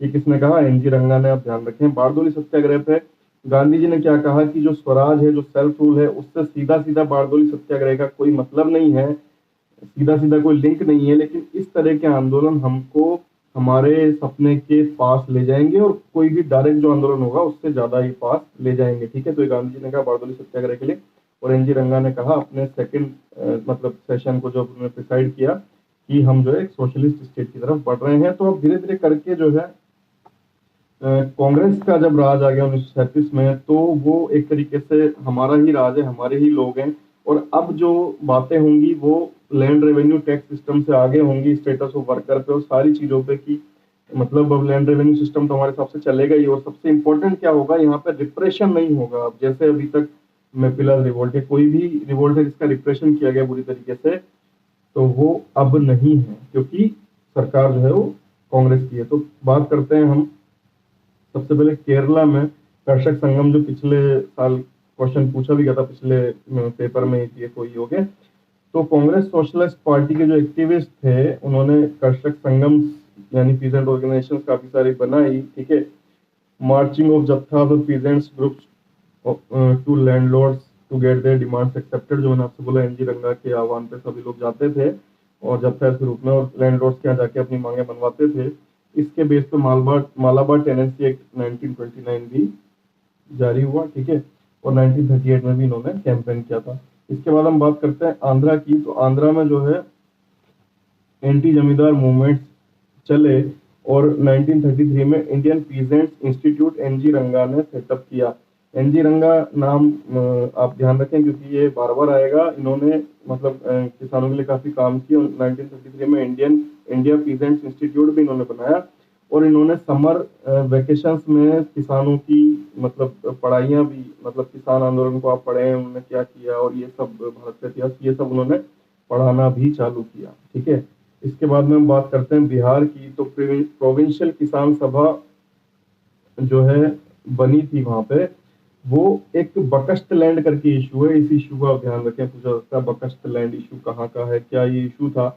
बकस्ट लैंड किसको बोलते हैं कि जो सेल्फ कल्टीवेटर है, यानी जो अपनी जमीन को कल्टीवेट कर रहा था और उसको वो किसी तरीके से रेवेन्यू नहीं दे पाया और जमीन उसके हाथ से चली गई, तो बकस्ट लैंड है।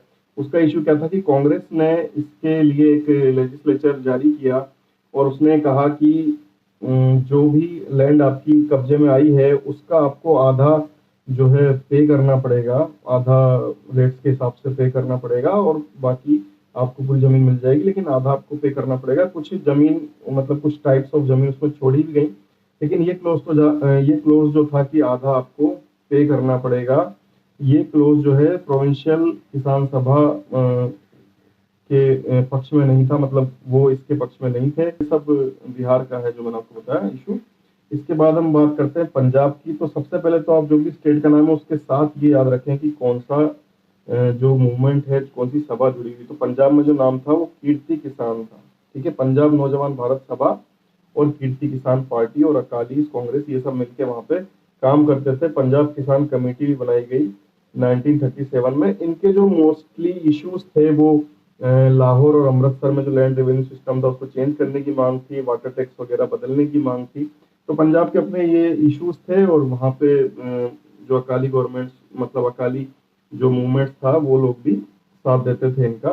ठीक है, तो ये सब चीजों को लेकर पंजाब में ये कीर्ति किसान कमेटी, पंजाब किसान कमेटी ये सब बनाए गए थे। मुद्दे जो इनके थे मेन, अमृतसर लाहौर में लैंड रेवेन्यू सिस्टम चेंज करना, वाटर टैक्स, ये सब इनके मुद्दे रहते थे। ठीक है, इसके बाद में क्या हुआ कि वार हो गई। ठीक है, second world war. Second world war के बाद में जो मूवमेंट्स हैं उनकी अब हम बात करते हैं। तेभागा मूवमेंट सबसे पहले सितंबर 1946। तो ये लगभग आप डेट्स देख रहे हैं, लगभग हमारी आज़ादी के करीब है और लग रहा है कि अब जो है कोई हमको अपोज करने वाला नहीं है, तो फिर किसान भी अपनी जो है मांगे खुल के रखने लगे। बंगाल प्रोविंशियल किसान सभा ने जो है सितंबर 1946 में कॉल दिया मास स्ट्रगल के थ्रू।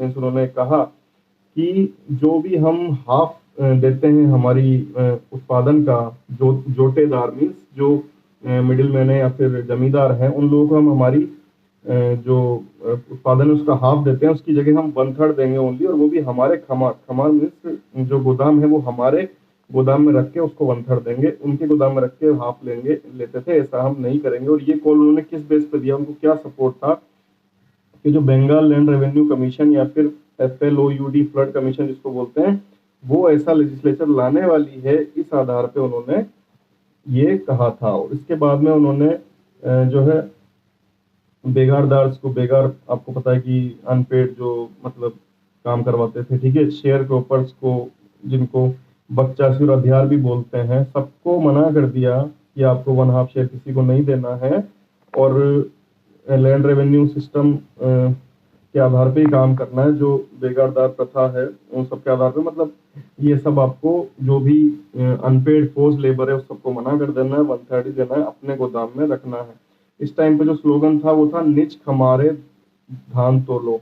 निज खमारे धान तोलो मतलब आपको समझ में आ रहा है, खमारे मैंने बोला गोदाम, निज यानी हमारे कदम से आप धान तोलो, यानी हमारे हिसाब से आपको लेना होगा। ठीक है, मुस्लिम लीग ने भी इस आंदोलन का सपोर्ट किया और सुहरावर्दी के नेतृत्व में जो है कलकत्ता गजट में उन्होंने निकाला कि ये जो इनकी मांगे हैं वो इलीगल नहीं है और ये सही बात कर रहे हैं, जोटेदार के खमार में यानी गोदाम में नहीं होना चाहिए और 1/3 ही ये लोग देंगे। और इनको किन किन लोगों का सपोर्ट था, low caste of tribal origin Muslims का सपोर्ट था। ठीक है, लेकिन ये लाके मांगे तो लाए, लेकिन ये मुस्लिम लीग इसको करवा नहीं पाई और 1950 में जब कांग्रेस गवर्नमेंट आई तभी जो है लास्ट नियम बने, यानी आज़ादी के बाद इसका पूरा सॉल्यूशन निकला। ठीक है, इसके बाद हम बात करते हैं तेलंगाना मूवमेंट की। तो तेलंगाना मूवमेंट में क्या था, ये सबसे बड़ा मतलब मूवमेंट था इन टर्म्स ऑफ क्वांटिटी। तो 3000 विलेजेस और 3 मिलियन पॉपुलेशन इससे अफेक्ट हुई थी। ये किसके विरोध में था, फोर्स्ड एक्सप्लॉयटेशन बाय देशमुख, जोगीरदार, दोराज। ठीक है, मतलब जो भी जमींदारों के उस टाइम पे कास्ट थे, देशमुख, जोगीरदार, दोराज, ये सब लोग जो है अपना लैंड रेवेन्यू सिस्टम इनका जैसा भी था, जैसे ये लेते थे लैंड रेवेन्यूज, उसके खिलाफ ये था। हैदराबाद में जो है जो निज़ाम थे वो मुस्लिम रूलर थे और जो पॉपुलेशन थी वो basically mostly Hindu Telugu speaking थी। ठीक है, तो वहां पे इस तरह का विद्रोह हुआ था किसके विरोध में, जो फोर्स्ड एक्सप्लॉयटेशन का तरीका था जिसको वेठी, ठीक है, वेठी, हेर, बेगार, ये सब एक ही नाम है। इसका मतलब क्या है, गुजराती में हेर कहते हैं, यहाँ पे वेठी कहते हैं, बेगार एक कॉमन नेम है। तो इसका मतलब क्या है कि जो फोर्स लेबर, बॉन्डेड लेबर, जिसको बंधुआ मजदूरी आप कह सकते हो, उस सब के विरोध में ये था। तो ये वार जो है चलती रही और आंध्र महासभा ने इसको पूरा सपोर्ट किया, विलेज विलेज जाके लोकल स्ट्रगल को उठाया और इन लोगों ने काफ़ी सारा मतलब ऑपरेशन किया, काफ़ी सारा क्या बोलते हैं रिवोल्ट किया और फिर ये चलता ही रहा। लास्ट में अब देखिए टाइम पूरा एक तरीके से आ ही गया है आज़ादी का, और इसलिए इन लोगों ने फिर आज़ादी की लड़ाई में भी ज़्यादा पार्ट नहीं लिया। उसके बाद जब हमारी सरकार आ गई तभी ये सब इश्यूज सॉल्व हुए हैं, इनके क्या क्या इनसे फायदे हुए। In the villages controlled by guerrillas वेठी एंड फोर्स लेबर डिसअपियर्ड। ठीक है, जहाँ जहाँ पे आंदोलन हुए वहाँ पे वेठी फोर्स लेबर खत्म हो गई, एग्रीकल्चर वेजेस बढ़ाए गए, इलीगली सीज जो लैंड थी उसको रिस्टोर किया गया, उनकी फिक्स सीलिंग और रीडिस्ट्रीब्यूशन ऑफ लैंड उनको दिए गए। ठीक है, measure were taken to improve irrigation and fight cholera, an improvement in the condition of women, autocratic feudal regime of India's biggest princely states was taken up। यानी ये सब इनका जो आंदोलन था उसका नतीजा था कि जो जो उनकी मांगे थी वेठी अंत हो। ठीक है, उसके साथ साथ भी बहुत कुछ हुआ, वेजेस बढ़ाई गई, वुमेन का स्टेटस उठा, और उनके जो मतलब जो भी जब फोर्सली हमने पुलिस एक्शन से हैदराबाद को एक्वायर कर लिया 1948 में, तब जाके जब हमारे हाथ में आ गया तब ये चीजें सॉल्व हुई, और ये सब इसके आधार पे नियम बनाए गए, और इसीलिए संविधान में स्पेशली बॉन्डेड लेबर का और इन सब चीजों का ध्यान रखा गया। उसका रीजन ये था कि इस तरह के रिवोल्ट उस टाइम चल रहे थे। ठीक है, 1946 में ये विद्रोह शुरू हुआ था, जब एक देशमुख ठग ने जो है एक मिलिटेंट का जो है मर्डर कर दिया था जनगांव तालुक के। तो इस तरीके से ये चालू हुए थे, और विलेज संगम जिसको बोलते हैं, कृषक संगम जैसा, तो वो एक एसोसिएशन का पार्ट है। तो विलेज संगम्स के थ्रू ये बढ़ते चले गए, और काफी विद्रोह हुए, ब्रूटल रिप्रेशन हुए। मैंने जैसा आपसे बोला कि फिर ये आज़ादी में भी फिर मतलब पूरा सपोर्ट नहीं, तब तक भी ये चलते ही रहे, जब तक हैदराबाद मतलब इंडिया के पास नहीं आ गया पुलिस एक्शन से, तब तक ये सब चलते ही रहे सितंबर 1948 तक। और निज़ाम जब मतलब ओवर पावर हो गए और इंडियंस के हाथ में चीज आ गई, तब तक ये चलते रहे। तो इसको आपको ध्यान रखना है। अब हम बात करते हैं उड़ीसा की। तो उत्कल प्रोविंशियल किसान सभा मालती चौधरी ने वहां पे बनाई थी। आप ध्यान रखें, उत्कल प्रोविंशियल किसान सभा कहाँ की थी? उड़ीसा की थी। उत्कल से भी आपको ध्यान रखना है, उड़ीसा ही है। ठीक है, असम में करुणा सिंधु रॉय के मतलब उनके लीडरशिप में काफी सारे काम हुए। अब ये हमने पीजेंट्स की बात की अभी तक, ठीक है, पीजेंट मूवमेंट्स की। तो ये आपको समझ में आया होगा कि इनकी मांगे शुरू से सेम थी। ठीक है, और धीरे धीरे करके वो नेशनलिस्ट लाइन पे आ गई कांग्रेस के साथ मिलके। ठीक है, जो 1857 रिवोल्ट था उसके आसपास की जो बातें थी वो धीरे धीरे अब एक नेशनलिस्ट लाइन पे आ गई थी। और इनके जो बेसिकली मुद्दे रहते थे वो क्या रहते थे? बेगार प्रथा, वेठी, ठीक है, हेयर गुजराती में। तो ये सब जो बॉन्डेड लेबर है इसको एंड करो, लैंड रेवेन्यू सिस्टम से हमारे लिए रेवेन्यू कम करो, हम इतना रेंट नहीं दे सकते। यही सब मुद्दे जो थे वो बाद में राष्ट्रीयता का इन्होंने रूप लिया, और काफी सारा मतलब पॉलिटी में भी इनका यूज आया, मैनिफेस्टो में लिखे जाने लगे, और आज तक ये मुद्दे चलते हैं। इसलिए ये इंपॉर्टेंट है लेक्चर, और यहाँ से 1 से 2 क्वेश्चन मिनिमम आने ही हैं। तो पूरा देखें, अच्छे से ध्यान रखें। Till then stay home, stay safe, good bye.